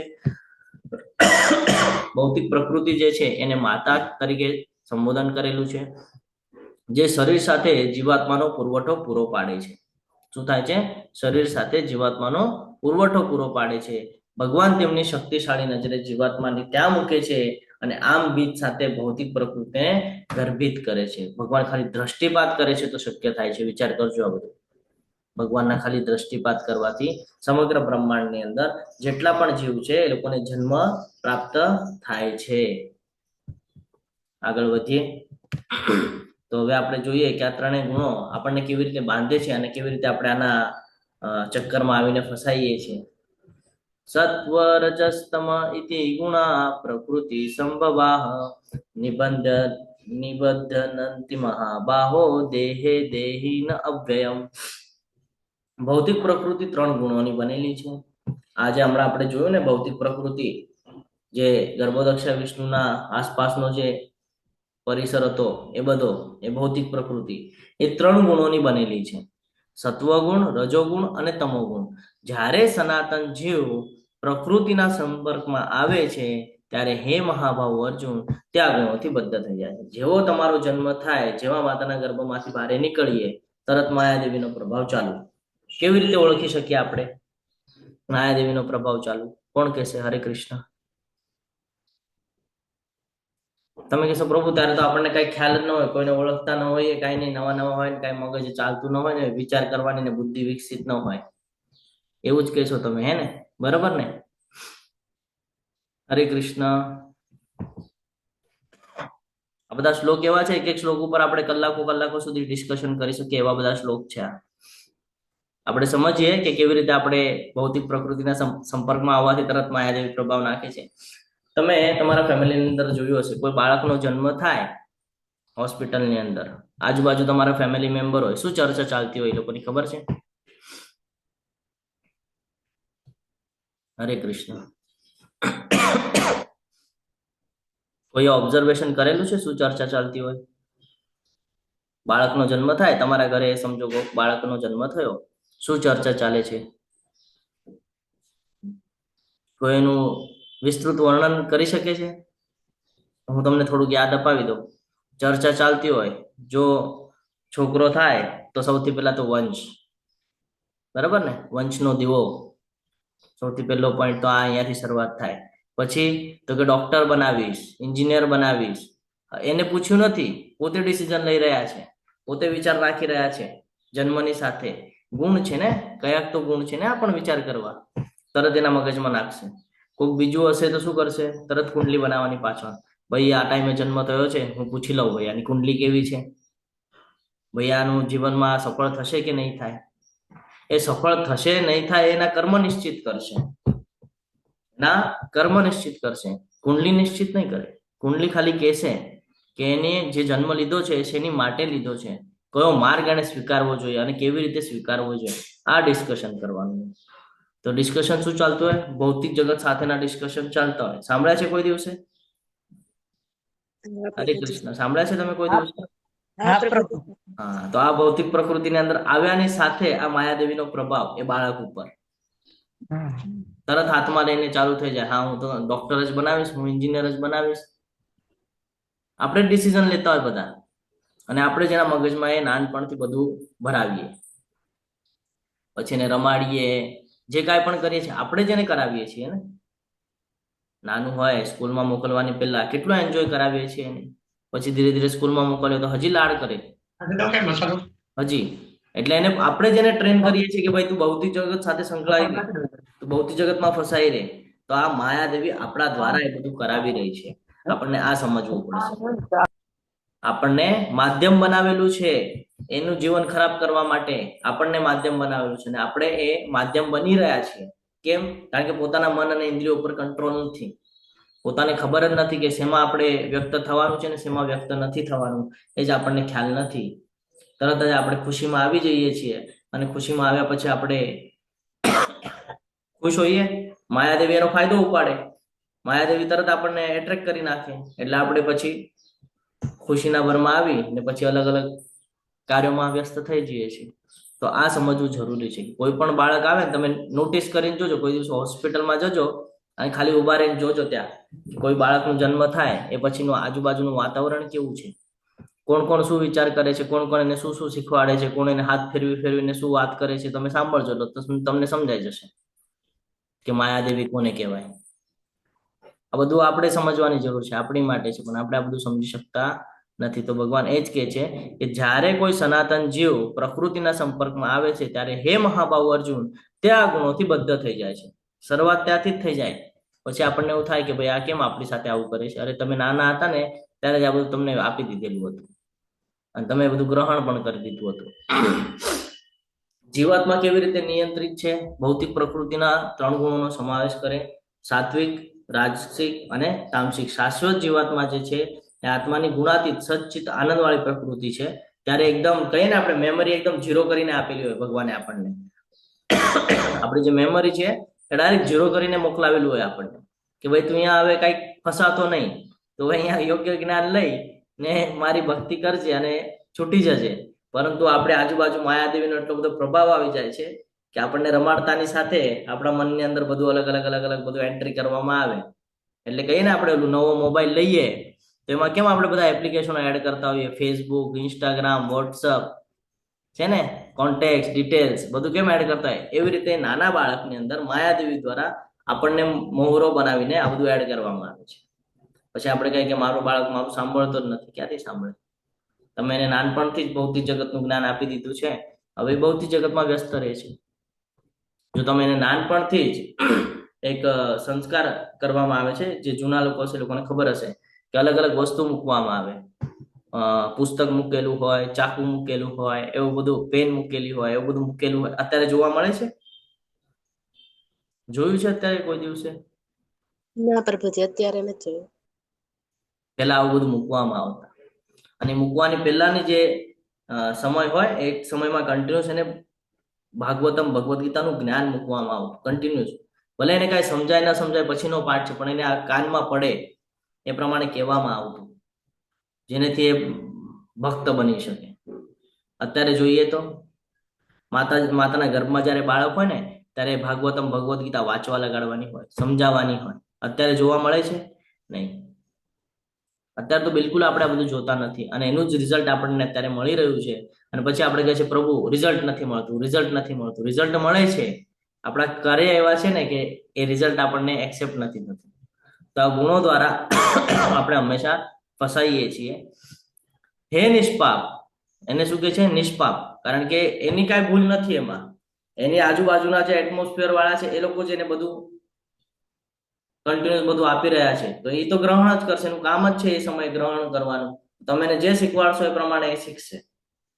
હવે આપણા ઉપર છે, આપણે એને ભક્તિ માર્ગ શીખવાડીએ છીએ કે ભૌતિક જગતનો માર્ગ શીખવાડીએ છીએ, આપણા ઉપર ડિપેન્ડ કરે છે. સત્વગુણ અન્ય ગુણો કરતા અધિક શુદ્ધ હોવાથી પ્રકાશ આપનારો અને મનુષ્યને સર્વ પાપ કર્મોમાંથી મુક્ત કરનારો છે. જે મનુષ્યો આ ગુણમાં અવસ્થિત હોય છે તેઓ સુખ તથા જ્ઞાનના ભાવથી બદ્ધ થઈ જાય છે. કયો ગુણ? સત્વગુણ. કેવી રીતે આપી શકીએ આપણે? કોણ કહેશે? એક બે ઉદાહરણ લઈએ અને આગળ વધીએ. હરે કૃષ્ણ. હમણાં જ આપણે ચર્ચા કરી કે સત્વગુણ કેવી રીતે આપી શકીએ આપણે. આપણે બાળકને જ્યારે જન્મ લે છે ત્યારથી જે આ બધું જ્ઞાન છે, ભલે એને સમજાય ન સમજાય, આ જ્ઞાન આપતું રહેવું જોઈએ. ગર્ભમાં હોય ત્યારથી આપવું જોઈએ. નીલંબરી માતાજી બોલો. હરે કૃષ્ણ. હરે કૃષ્ણ પ્રભુજી, સાદર પ્રણામ. પ્રણામ. બાળક જયારે નાનું હોય ત્યારે એને પ્રહલાદ મહારાજ, ધ્રુવ મહારાજની વાત કરવી જોઈએ, ભગવદ ગીતાની એ જે સમજી શકે એ પ્રમાણે ચર્ચા કરવી જોઈએ, રામાયણના પાત્રોની વાત કરવી જોઈએ. સવાર સાંજ એને આપણા ઘરમાં જયારે આરતી થાય, મંગળા આરતી થાય એટલે એને મંજીર આપવા જોઈએ કે ચલ તને આવડે એવા તું વગાડ, તને આવડે એવું તું ગા. એમ કરતા કરતા એ શીખી જાય છે પ્રભુજી. હરે કૃષ્ણ. હરે કૃષ્ણ. હરિ બોલ. તમે એને નાનો હોય એકદમ કહે ને કે એકાદ વર્ષની આસપાસ, અને ત્યારથી તમે જો એને તિલકની આદત લગાડી હોય તો 4-5 વર્ષનો થશે ને તો વગર તિલક એ બારે પણ નહીં નીકળે. કેમ? કારણ કે એને પહેલેથી શીખવાડવામાં આવેલું છે કે તિલક પરિધાન કર્યા વગર ઘરની બારે પગ ન મુકાય. અને શાસ્ત્રોમાં વર્ણન પણ છે કે તિલક શું કામ જરૂરી છે. તમે જો આ નાનપણથી એને આદત રાખી હશે તોય સત્વગુણમાં રહેશે. નહીં રાખી હોય તો તમે કેટલો પણ પ્રયત્ન કરી લેશો, 10-15 વર્ષનું બાળક થાય અને પછી તમે એને પ્રયત્ન કરશો કે ભાઈ ભક્તિમાં આવો, ભક્તિમાં આવશે જ નહીં. તમે કેટલો પણ પ્રયત્ન કરી લો, પછી તમે કહેશો પ્રભુજી રિઝલ્ટ નથી મળતું. રિઝલ્ટ નહીં જ મળે. શરૂઆત જ ખોટી થઈ છે તો ક્યાંથી રિઝલ્ટ મળશે? એટલે નાનપણથી આપવામાં આવવું જોઈએ. હા, હેન્ડ રેસ છે ઘણા બધાના. હર્ષા માતાજી બોલો. હરે કૃષ્ણ. હરે કૃષ્ણ પ્રભુજી, દંડિત પ્રણામ પ્રભુજી. જયમ શ્રીલ પ્રભુપાદ જે ગોરમોહન ડે કે પ્રભુપાદ માં આપણે જે જીવની છે કે ગમે પ્રભુપાદની બુક વાંચીએ છીએ એમાં પણ એનો ઉલ્લેખ છે કે પ્રભુપાદજી સવારે ઉઠતા તો ઈ જ જોતા કે એના મમ્મી પપ્પા શું કરે છે.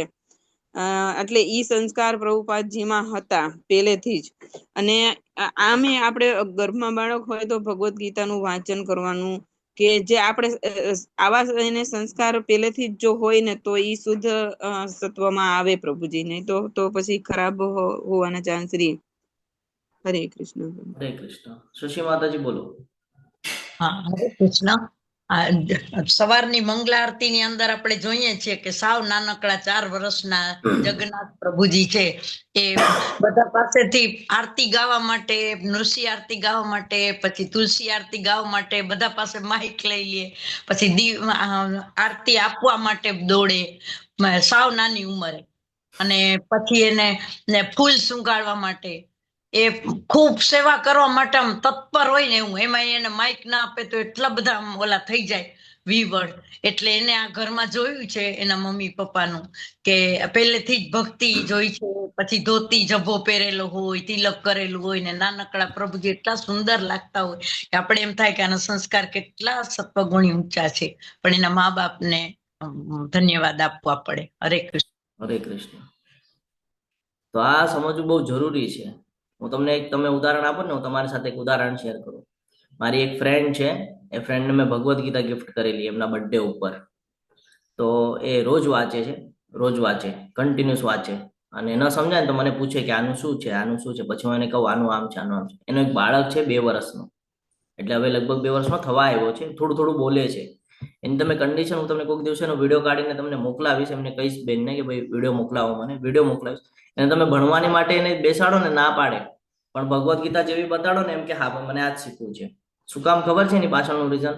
કારણ કે એનો જન્મ થયો ને, એના જન્મથી પહેલા જ એની માતા ભગવદ્ ગીતામાં વ્યસ્ત હતી. તો એનો અસર એના બાળકમાં જોવા મળે છે હવે. કે એને ઓલું સ્કૂલની જે બુક્સ હોય ને, એ બુક્સ આપો ને તો એ ફેંકી દે છે.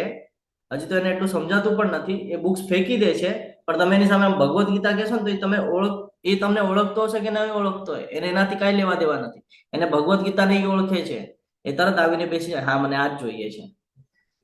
2 વર્ષનો છે, હજી 2 વર્ષનો છે, તો એની આ કન્ડિશન છે. વિચાર કરો, ક્યારે? જ્યારે એની માતાએ સિરિયસલી લીધું ત્યારે.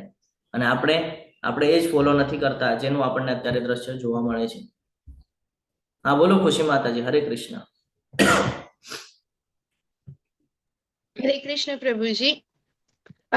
મારો સન છે ને 2 દિવસ પહેલા એના ફ્રેન્ડના ઘરે ગયો હતો.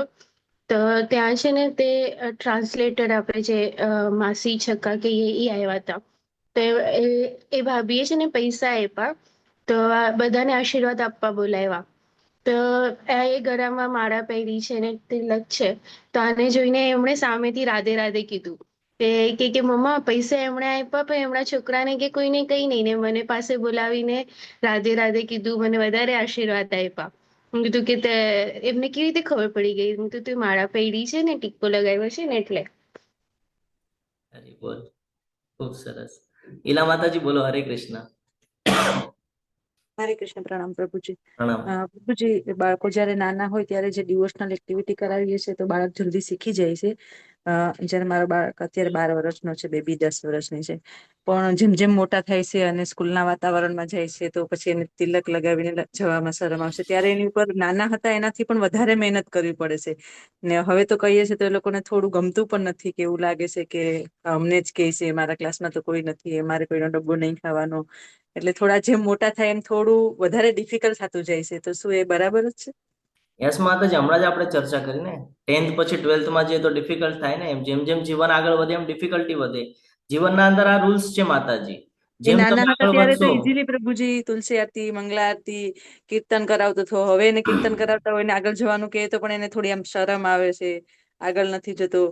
એટલે અમે યુથ ક્લાસ જે થાય છે, એક સહદેવ પ્રભુજી છે પારુલ યુનિવર્સિટીમાં, એ લે છે, તો એને ત્યાં મોકલીએ છીએ. પણ તો પણ થોડું નાનો હતો ત્યારે થોડું ઈઝી થતું હતું, જ્યારે અત્યારે થોડું ડિફિકલ્ટ થાય છે. માતાજી આના ઉપર છે ને હું તમને લાસ્ટમાં એક માહિતી આપીશ, એની સાથે એટલી ખાલી શેર કરજો, તેને ખબર પડી જશે કે આનું શું મહત્વ છે. આપણે લાસ્ટમાં તમે મને યાદ અપાવજો, હું તમને એક માહિતી શેર કરીશ, જેના દ્વારા તમે સમજાવી શકશો. રાધેશ્યામ પ્રભુજી જ્યારે બરોડા આવે છે ને ત્યારે એના પ્રવચન લગભગ 1 વીક સુધી હોય છે. તો કન્ટિન્યુ આગળ બેસીને સાંભળે છે. તો પ્રભુજી પણ બહુ સારું કે માતાજી આનાથી વધારે તો શું જોઈએ, કન્ટિન્યુ 2 કલાક બેસીને સાંભળી શકે છે. પણ જે મેં નાનપણથી આપેલું છે એ વધારે જોવા નથી મળતું.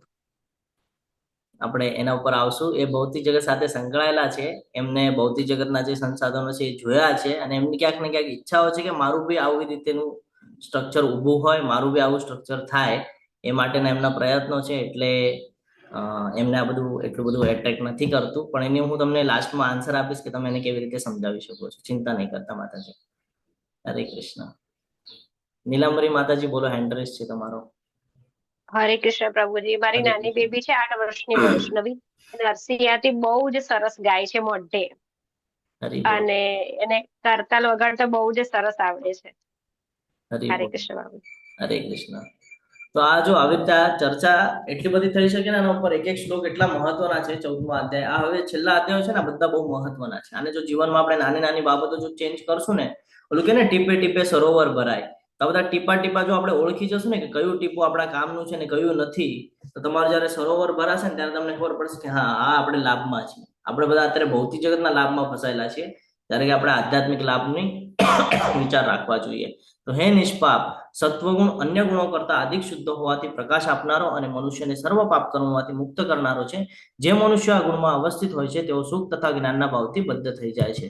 આપણે આનું ઉદાહરણ લીધું અને સમજ્યા આપણે કે આ પ્રકાશિત કરનાર છે, સાત્વિક છે, જે આગળ જઈને બહુ મહત્વનો પાઠ ભજવે છે. બરાબર. વૈજ્ઞાનિક, સિદ્ધાંતિક અને કવિ સુખની ભાવનાનું કારણ શું છે? કારણ કે વ્યક્તિ પાપની પ્રતિક્રિયાઓથી ઓછા વધતા અંશે મુક્ત છે, એટલે એ સત્વગુણમાં છે. નિયતિ તો કે મુક્તિની કોઈ સંભાવના નથી. સત્વગુણ જે છે એ જીવાત્માઓને કેવી રીતે જોડે છે એનું આપણે જ્ઞાન પ્રાપ્ત કરી રહ્યા છીએ. 3 પ્રકારના બધા જીવાત્માઓ કેવી રીતે કર્મ કરે છે એ આપણે જોઈ રહ્યા છીએ. અને સાત્વિક એટલે કે જે આ ગુણ છે એના પ્રતિનિધિ ઉપરના પ્રકાર કોણ છે એ આપણે સમજવાનો પ્રયત્ન કરીએ છીએ. અને સાત્વિકના શ્રેષ્ઠ ઉદાહરણો આપણે હમણાં આપણે ચર્ચામાં લીધેલા છે. સાત્વિક એટલે જે ખુશ હોય છે, બરાબર. રાજસિક એટલે જે સક્રિય હોય છે, અને તામસિક એટલે જે લાચાર હોય છે. આને આપણે સત્વગુણ, રજોગુણ, તમોગુણ તરીકે ઓળખીએ છીએ. બ્રાહ્મણ સાત્વિકનું પ્રતિનિધિત્વ કરે છે. બ્રાહ્મણનો અર્થ શું થાય કે એ સત્વગુણ તરફનું નિદર્શન કરે છે. શું, કેવી રીતે? તો એની અલગ અલગ એક્ટિવિટી દ્વારા. બરાબર છે. તમે બ્રાહ્મણ વિશે તમે જો ડિટેલ્સમાં શાસ્ત્રો વાંચશો તો બ્રાહ્મણનું કામ જ છે કે કન્ટિન્યુઅસ ભગવાનના શરણમાં રહેવું, કન્ટિન્યુઅસ ભગવાનનું જ્ઞાન અર્જિત કરવું અને બીજાને જ્ઞાન પ્રોવાઈડ કરવું અને કન્ટિન્યુઅસ ભગવાનની અનન્ય ભક્તિ કરવી. બ્રાહ્મણ માટે આ શાસ્ત્રોની અંદર ઉલ્લેખ નથી કે એને એના જે દિનચર્યા એટલે કે જીવન વ્યતીત કરવા માટે એને કોઈ નોકરી કરવી કે કોઈ બિઝનેસ કરવો, આ બ્રાહ્મણો માટે નથી. લક્ષ્મી કમાવી આ એનો મૂળ ઉદ્દેશ નથી બ્રાહ્મણોનો. જ્યારે તમે શાસ્ત્ર વાંચશો તો એમાં એક કથા પણ એવી આવે છે કે એક ઋષિએ વિષ્ણુ ભગવાનના છાતીમાં લાત મારેલી હતી. ત્યારે લક્ષ્મીજી ક્રોધિત થઈને એમને શ્રાપ આપે છે એ બ્રાહ્મણને કે હું કોઈ દિવસે બ્રાહ્મણો પાસે આવીશ નહીં. શાસ્ત્રોમાં વર્ણન છે બ્રાહ્મણનો. હા પ્રભુજી, સાંભળેલી છે. હા, તમે બ્રાહ્મણોને જોશો તો મોસ્ટલી બ્રાહ્મણોનું જે કર્તવ્ય છે એ કર્તવ્ય છોડીને બ્રાહ્મણ વલતા કર્તવ્યમાં લાગેલા છે. એટલે એ લોકો તમે જોઈ શકો છો કે સત્વગુણમાં નથી, રજોગુણમાં છે. એટલે આ બધું જોઈ વિચારી સમજી અને પછી આગળ વધવા જેવું છે. આપણને લાગે કે આપણે કોઈ બ્રાહ્મણની બહુ પ્રશંસા કરીએ છીએ, કોઈ બ્રાહ્મણને ઘરે બોલાવીને આપણે ભોજન ગ્રહણ કરાવીએ છીએ, પૂજા પાઠ કરાવીએ છીએ, તો પહેલા આ બધું સમજવું જરૂરી છે શાસ્ત્રને, કે શાસ્ત્રમાં બ્રાહ્મણનું વર્ણન શું છે. જે ગાયત્રીના પાઠ કરતા હોય, જે કન્ટિન્યુઅસ ભગવાનના શરણમાં હોય, જેની દિનચર્યા ભગવાન સાથે સંકળાયેલી હોય, એને બ્રાહ્મણ કહેવામાં આવે છે. અને એ હંમેશા સત્વગુણમાં હોય છે. એવો બ્રાહ્મણ જો તમને પ્રાપ્ત થાય તો એ તમને સાત્વિક કરી શકે છે. જે પોતે જ રજોગુણમાં છે તમને રજોગુણ જ આપીને જવાનો છે. એ પૂજા બી કરાવે છે તો એની ઈચ્છા રજોગુણની છે, પૈસા માટેની છે, ધન માટેની છે. એ પૂજા જે ભાવથી કરાવે છે એ ભાવ એ પૂજાની અંદર જાય છે. તમને પછી એવા પ્રકારનું રિઝલ્ટ જોવા મળે છે. તમને એવું થાય કે ભાઈ મસ્ત હવન થયો, પ્રસન્ન વાતાવરણ થયું, એ ટેમ્પરરી વાતાવરણ છે પ્રસન્ન, પણ એનો અસર પછી કઈક અલગ છે. એ તમને રજોગુણમાં નાખવાનું છે. એટલે તમારા વિચાર પણ એવા હોય છે હું આ હવન કરાવી દઉં ને, શું કામ? તો કે ભાઈ મારે સુખ શાંતિ જોઈએ છે એટલે હું હવન કરાવી દઉં. પણ હવન કરાવવાની જરૂરત નથી. તમે જો એવા વ્યક્તિના સાનિધ્યમાં રહ્યો, એવા ભક્તોના સંગમાં રહ્યો, એવા ટેમ્પલમાં સેવા આપતા હોય તો તમે વગર યજ્ઞએ પણ તમે શાંતિની અનુભૂતિ કરી શકો છો. તો આ બધું સમજવું બહુ જરૂરી છે. આ બહુ ડીપ વાત છે બધી. લગભગ અમુકને ગળે ઉતરશે, અમુક લોકોના ગળે નહીં ઉતરે, પણ આ બધું સમજવું બહુ જરૂરી છે. રજોગુણ વિશે ચર્ચા કરીએ તો ભગવાન અહીંયા કહે છે, હે કુંતી પુત્ર, રજોગુણની ઉત્પત્તિ અમર્યાદિત ઈચ્છાઓ તથા તૃષ્ણાને કારણે થાય છે અને આથી જ દેહધારી જીવ સકામ કર્મથી બદ્ધ થઈ જાય છે. હમણાં જ આપણે એક એક્ઝામ્પલ લીધું કે આપણે બધા કંઈક ને કંઈક ઈચ્છા પ્રાપ્ત કરવા, ઈચ્છાની પૂર્તિ માટે આપણે કંઈક ને કંઈક કર્મ કરી રહ્યા છે અને આ કર્મ દ્વારા આપણે બંધનમાં બંધાઈ રહ્યા છે. એ જ્યારે કર્મને આપણે ડિફાઇન કરીએ, જ્યારે એને આપણે વિસ્તૃતલી સમજવાનો પ્રયત્ન કરીએ તો ખબર પડે કે આ કર્મ આપણે શું કામ કર્યું હતું. કંઈક ને કંઈક પ્રાપ્ત કરવા માટે કર્યું હતું, કંઈક ને કંઈક ઈચ્છા પૂર્તિ માટે કર્યું હતું. જ્યારે કે ભગવાને આપણને કર્મનો આખો અધ્યાય આપ્યો છે, એક છોડીને 2 અધ્યાય આપ્યા છે કર્મ ઉપર, કે તું તારા કર્મને સુધારીને પણ તું તારા ગુણ બદલી શકે છે. આજનો અધ્યાય એ જ સમજવાનું છે કે આપણે અલગ અલગ માધ્યમમાં જે ફસાઈ રહ્યા છે એની પાછળ ખાલી એક જ ઓલું નથી, અલગ અલગ ડિપાર્ટમેન્ટ છે. જેમ કે ખાવાનું ડિપાર્ટમેન્ટ આપણે સમજ્યું, પછી આપણા દિનચર્યાનું ડિપાર્ટમેન્ટ આપણે સમજ્યું, આપણે એમાં મોબાઈલનો શું ઉપયોગ કરીએ છીએ એ સમજ્યું, આપણે કેવા લોકોનો સંગ કરીએ છીએ એ સમજી રહ્યા છીએ, કે કેવા લોકોને સાથે રાખશું તો શું થઈ રહ્યું છે. કન્ટિન્યુઅસ તમે ફોર એક્ઝામ્પલ તમે જો 10મી 12મી વાળાઓ સાથે બેસશો તો તમને એવા જ વિચારો આવશે, તમને એવું જ જ્ઞાન મળશે. તમે જો બિઝનેસમેન વાળાઓમાં બેસશો તો તમને એવા જ વિચાર આવશે, તમને એવું જ બધું જ્ઞાન પ્રાપ્ત થશે. તમે જો ભક્તોની વચ્ચે બેસશો તો તમને એવા જ વિચારો આવશે ને એવું જ જ્ઞાન પ્રાપ્ત થશે. તો જેવી રીતે જેવા લોકોમાં આપણે બેસશું ઉઠશું એવું આપણું દિનચર્યા થતી જશે. ધીરે ધીરે આપણે એવી રીતે પોતાને ચેન્જ કરતા જશું જીવનમાં. તો આપણે ડિફાઇન કરવાનું છે કે આપણે કઈ કેટેગરીમાં આવીએ છીએ ને આપણે શું કરવું છે. જ્યારે કે ભગવદ્ ગીતાની અંદર ભગવાન પોતે કહે છે કે તું મારા સાનિધ્યમાં આવી જા, તું કોઈ યજ્ઞ નહીં કર, કોઈ તપ નહીં કર, કોઈ દાન નહીં કર, એનું જે ફળ મળે છે એટલું ફળ તને ખાલી મારી ભક્તિ કરીશ ને તો પણ તને પ્રાપ્ત થઈ જવાનું છે. આટલું જ્ઞાન પ્રાપ્ત કર્યા પછી પણ આપણે ભૌતિક જગતના સંસાધનોમાં ફસાયેલા રહીએ છીએ. રીઝન છે રજોગુણ. કંઈક ને કંઈક પ્રાપ્ત કરવાની ઈચ્છા, કંઈક ને કંઈક મેળવવાની ઈચ્છા. તો હે કુંતી પુત્ર, રજોગુણની ઉત્પત્તિ અમર્યાદિત ઈચ્છાઓ હોય છે.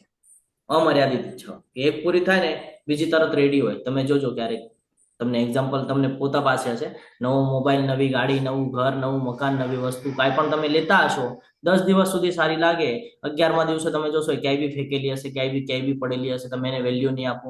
10 દિવસ સુધી તમે મોબાઈલની સ્ક્રીન સાફ કરશો, વ્યવસ્થિત રીતે મૂકશો, 15 દિવસ, મહિનો થશે ને મોબાઈલ આમ સીધા ઘા કરતા દેખાશે તમને, અથવા તો સાઈડ પર પડ્યો છે, વાગે છે, કાંઈ લેવા દેવા નથી, ક્રેચેસ પડે છે, કાંઈ નહીં. આ છે એકવાર જ્યાં સુધી વસ્તુ તમારી પાસે આવતી નથી ત્યાં સુધી ક્રેઝ રહે છે, જેવી તમારી પાસે આવે વેલ્યુ 0 થઈ જાય છે અને તરત પછી ઈચ્છા થાય કે આને હવે હજી સારું જોઈએ છે, હજી મોટું જોઈએ છે, હજી વધારે જોઈએ છે.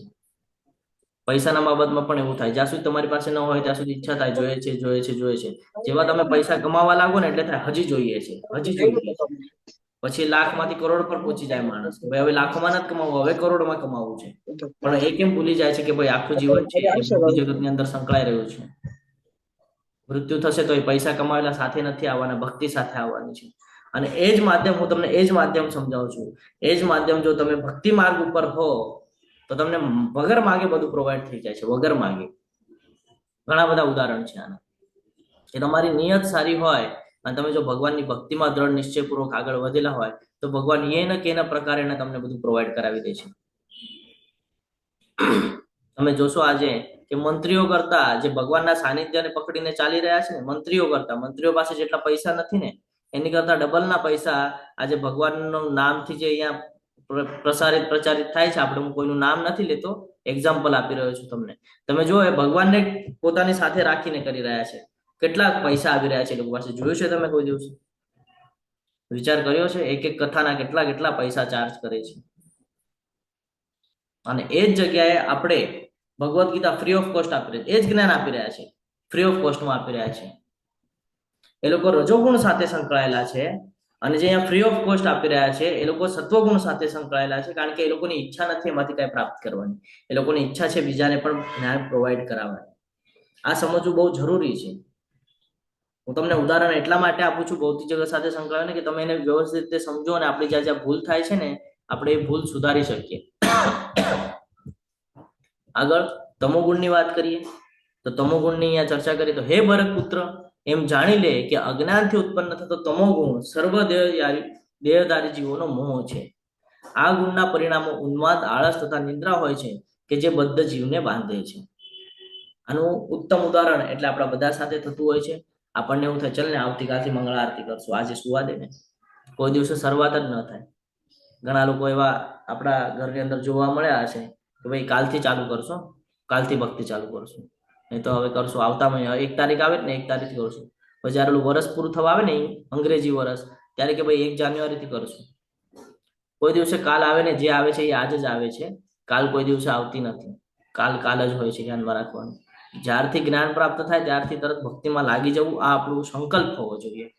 નહીં તો અજ્ઞાન તો આપણને એટલો બધો બાંધી દે છે, એટલા બધા મોંમાં મૂકી દે છે કે આપણને પછી એમ લાગે કે ભાઈ શું આ બધું કરવાથી શું થતું હશે, આ બધું કરવાથી શું થતું હશે.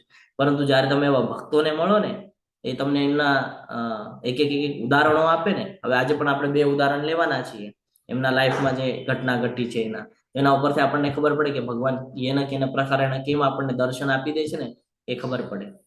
પણ આપણે જયારે મોહમાં હોઈએ ને ત્યારે આ કેટલું પણ આપણને જ્ઞાન આપવાનો પ્રયત્ન કરે તો આપણને સમજાય નહીં, કારણ કે એના ઉપર અંધકાર આવી ગયો હોય, અજ્ઞાનતાનો એક છારી બાજી ગયું હોય. જેમ આપણે ઓલો દીવો કરીએ, બરાબર, દીવા ઉપર ઓલું ઢાંકણું મૂકવામાં આવે, ખબર છે? તો એ જયારે તમે ઢાંકણું આમ ખોલીને જુઓ ને તો એના ઉપર આમ કાળા કલરની છારી બાજી ગઈ હોય. આવી રીતે અજ્ઞાનતા આપણા ઉપર બાજી ગઈ છે, બરાબર. આવી રીતે અજ્ઞાનતા બાજી ગઈ છે તો આપણે સાફ કરવી પડશે કન્ટિન્યુઅસ. અને એવું નથી એક જ વાર સાફ થાય, આને કન્ટિન્યુઅસ કરવું પડશે, કન્ટિન્યુઅસ, સતત. એટલે ભગવાન કે છે અનન્ય ભક્તિ. શું કામ કે છે ભગવાન? કેમ એમ નથી કહેતા એકવાર ભક્તિ કરી લે ને? ભગવાન કે છે અનન્ય ભક્તિ, બીજું અન્ય કાંઈ નહીં, ખાલી ભક્તિ, કન્ટિન્યુઅસ. અભ્યાસ નથી કોણ તે? શું કામ કીધું ભગવાને અભ્યાસ નથી કોણ તે? કરવું પડશે, કન્ટિન્યુઅસ કરવું પડશે. જ્યાં સુધી તને પ્રાપ્ત નથી થઈ જતું, જ્યાં સુધી તું ભગવત પ્રાપ્તિ નથી કરી લેતો ત્યાં સુધી તને કન્ટિન્યુઅસલી કરવું પડશે. તો એમાં જરાક વાર પણ જો છૂટો મુકાઈ ગયો તો તું ફેંકાઈ ગયો. સમુદ્રની અંદર એવી જ રીતનું વાતાવરણ હોય છે. તમે જો સમુદ્રને ધ્યાનથી સમજવાનો પ્રયત્ન કરશો તો તમે સમજી શકશો કે જ્યારે તમે સમુદ્રની અંદર હો છો ત્યાં સુધી તમે એના જે મોજા છે એની સાથે રહેશો, ત્યાં સુધી તમે એની સાથે રહેશો. તમે થોડું પણ એના વિરુદ્ધમાં જવા ગયા તમે બારે ફેંકાઈ જશો કિનારા પર. આ ભક્તિ છે. જ્યાં સુધી તમે ભક્તોના સંગમાં રહેશો, જ્યાં સુધી કન્ટિન્યુઅસ અનન્ય ભગવાનની ભક્તિ કરશો, ત્યાં સુધી તમે સમુદ્રનો લાભ લેયા કરશો, ત્યાં સુધી તમે ભક્તિનો લાભ લીધા કરશો. જે દિવસેના વિરુદ્ધમાં થોડા પણ વિચાર તમારા ગયા કે સીધું બારે ફેંકી દેશે. સમુદ્ર છે બારે ફેંકી દે હંમેશા. એના મોજા હોય ને એ મોજા દ્વારા બારે ફેંકી દે. એમાં આપણે પણ ફેંકાઈ જઈએ છીએ. એટલે ઘણા લોકો જોવા મળે છે કે ભગવાનની ભક્તિમાં આવે તો છે પણ અમુક સમય પછી બારે ફેંકાઈ જાય છે, કારણ એના વિચાર વિરુદ્ધ દિશામાં જતા હોય છે એટલે એ ફેંકાઈ જાય છે. તો આ એ તમો ગુણ છે. જીવનની અંદર તમો ગુણ જેવા સિચ્યુએશન આવવી ન જોઈએ. સિચ્યુએશન આવી તો તરત તમે ફેંકાઈ ગયા, સમજી લેવાનું છે. અહીંયા ઘણા બધા એના ઉદાહરણ આપ્યા છે. સમયના અભાવને કારણે આપણે ઉદાહરણ લેતા નથી. આગળ વધીએ. હે ભરતપુત્ર, સત્વગુણ મનુષ્યને ખુશીથી બાંધે છે, એટલે કે સુખથી બાંધે છે, સુખ સુવિધાઓથી બાંધે છે, જ્યારે કે રજોગુણ સકામ કર્મથી બાંધે છે, એ કર્મ ઉપર હિટ કરે. હવે આપણને એ જ્ઞાન પ્રાપ્ત થાય છે કે કયો ગુણ શેના ઉપર તમને વધારે હિટ કરે છે. સત્વગુણ શેના ઉપર હિટ કરે?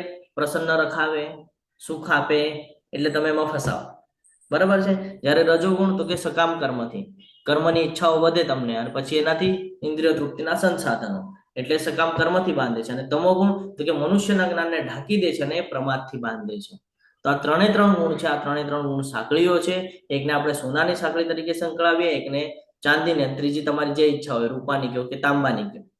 પણ આ ત્રણે ત્રણ સાંકળીઓ છે અને ત્રણે ત્રણ બાંધે છે. આનાથી આપણો ઉદ્ધાર થવાનો નથી. જ્યાં સુધી આપણે આ ભૌતિક જગતની અંદર કોઈને કોઈ ઈચ્છાને આધીન છીએ ત્યાં સુધી આપણે અહીંયાથી ઉદ્ધાર કરી શકવાના નથી. જે દિવસે આ ઈચ્છાઓથી આપણે મુક્ત થઈ જશું ત્યારે આપણે ભગવાનની ભક્તિ અનન્ય રીતે કરી શકશું. બહુ મોટો પોઈન્ટ છે.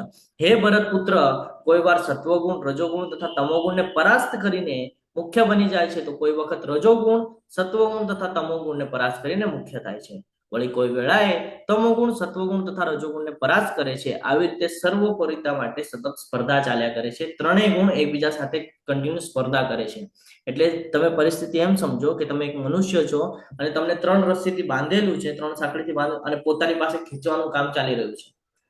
કેવી હાલત થઈ રહી છે ને આપણે સમજી નથી શકતા.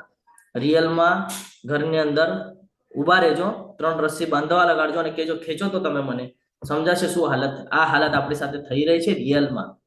આપણે જોઈ નથી શકતા પણ આપણી સાથે આ હાલત થઈ રહી છે કે કન્ટિન્યુઅસ આપણને ખેંચવાનું કામ ચાલી રહ્યું છે અને આપણે એમાં ફસાય છે. આપણે કહે છે ભાઈ મજા આવે છે મને. નાનું બાળક ન હોય ને, રમતા હોય એવું લાગે, ખેંચે તો એને એમ લાગે રમે છે. બસ એવી જ કઈક સિચ્યુએશન આપણી છે. પણ આપણે સમજી નથી શકતા કે આ શું થઈ રહ્યું છે આપણી સાથે. કન્ટિન્યુઅસ આપણને એમાં ફસાવી રાખે છે આ ત્રણેય ગુણોમાં. કેમ? તો કે ભાઈ આ ત્રણેય ગુણો છે ને અહીંયા જ રાખશે 14 લોકની અંદર. આપણને અહીંયા મજા આવે એમ લાગે કે ભાઈ મજા આવે છે, મજા આવે છે. મજા નથી આવતી, બહુ મોટી સજા છે આ આપણી માટે. આપણને એમાં રમાડી રહી છે. ત્રણેય જણા મળીને આપણને રમાડી રહ્યા છે કે ભાઈ તારે અહીંયાથી બહાર નીકળવાનું નથી, તું અહીંયા જ રમ્યા કર, નહીં તો અમારી ડ્યુટી પૂરી થઈ જશે, અમને અહીંયા કામ ધંધા અમારા બંધ થઈ જશે જો તમે નીકળી જશો તો એમ અહીંયા આપણને રમાડે છે. તો આજ આપણે સમજવાનું છે કે આપણે એનો માધ્યમ બનવું છે કે આપણે એમાંથી પોતાને મુક્ત કરવું છે, એ આપણા હાથમાં છે. જ્યારે શરીરના સર્વદ્વાર જ્ઞાનના પ્રકાશથી પ્રકાશિત થઈ જાય છે ત્યારે જ સત્વગુણના વ્યક્ત થવાનો અનુભવ કરી શકાય છે. શું કે છે? શરીરના સર્વદ્વાર જ્ઞાનના પ્રકાશથી પ્રકાશિત થઈ જાય છે. એટલે શું? આપણી મન, બુદ્ધિ, ઇન્દ્રિય, આ જે 24 એલિમેન્ટ છે, આ 24 એલિમેન્ટ જ્યારે ભગવાન પ્રતિ સમર્પિત થઈ જાય, જ્યારે ભગવાન સાથે સંકળાવીને કર્મ કરવા માંડે છે, જ્યારે ભગવાન સાથે સંકળાવીને વિચાર કરવા માંડે છે, જ્યારે ભગવાન સાથે સંકળાવીને પોતાને સુખ સમજે છે, તો આવો વ્યક્તિ પોતાનો ઉદ્ધાર કરી શકે છે. અન્યથા એ હજી પણ ભૌતિક જગત સાથે સંકળાયેલો જ છે અને આ કોઈ દિવસે પોતાનો ઉદ્ધાર કરી શકતો નથી. એટલે સત્વગુણ પણ આપણે જો સમજવા જઈએ તો એ પણ આપણા માટે કોઈ લાભકારી છે નહીં. સત્વગુણથી પણ પરે જવું પડશે અને શુદ્ધ સત્વગુણ તરફ આપણને આગળ વધવું પડશે. હે ભરત શ્રેષ્ઠ, જ્યારે રજોગુણમાં વધારો થઈ જાય છે ત્યારે અત્યંત આસક્તિ, સકામ કર્મ, ઉગ્ર ઉદ્યમ, અનિયંત્રિત ઈચ્છા તથા લાલસાના લક્ષણો પ્રગટ થાય છે. આ ક્યારે થાય છે? જ્યારે રજોગુણમાં વધારો થાય છે. ઘણા બધા ભક્તો આપણે એવા જોયા હશે જે ભગવાનની અનન્ય ભક્તિ કરતા હતા અને અચાનક ભક્તિ છોડી દીધી છે. એ આ એનું રિઝલ્ટ છે.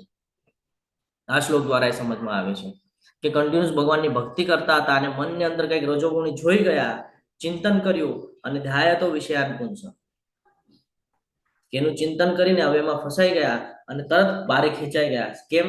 ભૌતિક જગતની આ શક્તિ કે ભાઈ ભક્તિ કરી કરી કરી અને ભક્તિમાં દ્રઢ થયા તો દુઃખ આવવા માંડ્યું. ભક્તિની શરૂઆત કરે તો દુઃખ આવે, જીવનની અંદર. કારણ કે ભગવાનને ખબર છે કે જ્યાં સુધી હું આને દુઃખી નહીં કરું ત્યાં સુધી આ મારી પાસે આવશે નહીં. જ્યાં સુધી હું એને દુઃખ નહીં આપું ત્યાં સુધી મારી પાસે આવશે ને. જો હું એના મનનું કરીશ ને તો એ 2 મિનિટમાં મને ભૂલી જશે.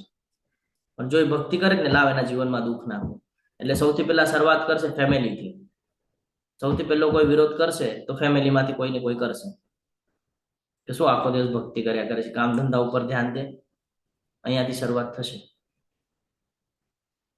અને પછી ત્યાંથી આપણું મગજ કંટ્રોલમાં ન હોય એટલે આપણું મગજ જાય કે ભાઈ મારા વિરુદ્ધમાં જઈ રહ્યા છે, ભાઈ હું સારું કરું છું તો પણ તમને તકલીફ. આવા બધા ચર્ચા વિચાર વિનિમય ચાલુ થાય અને આ એક માધ્યમ કાફી થઈ ગયું. આ માયાદેવીનું એક માધ્યમ હતું જે તમારા ઉપર હિટ કરવામાં આવ્યું અને બસ એટલું માધ્યમ કાફી થઈ ગયું. તરત તમે ભક્તિ છોડી દો અને તમે તમારા સંસાધનોમાં લાગી જાઓ. પરંતુ જે હોશિયાર હોય, જેનું પોતાના મન ઉપર કંટ્રોલ છે, એ હંમેશા શું વિચાર કરે, હા ઠીક છે હું કામ કરીને પણ ભક્તિ કરી શકું છું, હું મારા ઓફિસમાં બેસીને પણ ભક્તિ કરી શકું છું, હું આવતા જતા વખતે પણ ભક્તિ કરી શકું છું, રવિવાર તો મને આખો મળે છે હું ત્યારે ભક્તિ કરી શકું છું. જેને કરવું હોય એને કેના પ્રકારે એને કરી શકે છે. ડિપેન્ડ એના મન ઉપર કે સામેવાળો બોલે છે એને કેવી રીતે લે છે. એનું પણ હિતનું થઈ જાય, એની પણ ઈચ્છા પૂરી થઈ જાય ને આપણી પણ ઈચ્છા પૂરી થઈ જાય. આપણા ઉપર ડિપેન્ડ છે. ઘણા ભક્તોને મેં એવું પણ કહેતા સાંભળ્યું છે, પ્રભુ તમે કહો છો ભક્તિ કરવાની પણ ઘરવાળા વિરોધમાં જાય છે. તો પછી એને કારણ પૂછવામાં આવે કે ભાઈ શું કારણ છે, તો કે ભાઈ કામ ધંધા નથી કરતો એમ કેવું છે. તો પછી આપણે પણ કહીએ ત્રીજા અધ્યાયની અંદર ભગવાને કીધું છે કર્મ તો કરવું પડશે. કર્મ કર્યા વગર તો પોતાનો ઉદર નિર્વાહ પણ નહીં થાય અને કર્મ કર્યા વગર કોઈ મનુષ્ય જીવન જીવી નથી શકતો. તો ભગવદ્ ગીતામાં પણ કર્મ કરવા કીધું છે. તો શું કામ તારા ઘરના વિરુદ્ધમાં જાય છે? શાસ્ત્રોના વિરુદ્ધમાં પણ છે. કર્મ કર, પણ કર્મ કરતા વખતે ઈચ્છા નહીં રાખતું. ઈચ્છા ભગવાનને સમર્પિત કરી દે અને ત્યાં પણ ભગવાનની ભક્તિ કરી શકે છે. તું પછી આવી રીતે સમજાય તો પછી જે બુદ્ધિમાન હોય એને ખબર પડે કે નહીં હા આ વાત બરાબર છે, ત્યારે પાછું બધું સ્ટેબલ થઈ જાય. પરંતુ અમુક લોકો એવા હોય કે આવી રીતે કે તો ભાઈ મને બહુ બોલે છે ઘરવાળા એટલે મેં છોડી દીધી ભક્તિ. તો એમાં ઘરવાળાનું નુકસાન નથી, નુકસાન તમારું છે. કારણ ઘરવાળા ખાલી સ્મશાન સુધી આવવાના છે. સ્મશાનથી આગળની જર્ની પછી ગરુડ પુરાણ અનુસાર આપણે ભોગવવાની છે. એ કઈ ઘરવાળા એમાં સપોર્ટ નહીં કરે કે ભાઈ આને તો મારી માટે કમાવીને રાખ્યા છે તો થોડું આને છોડી દેજો ને ભગવાન.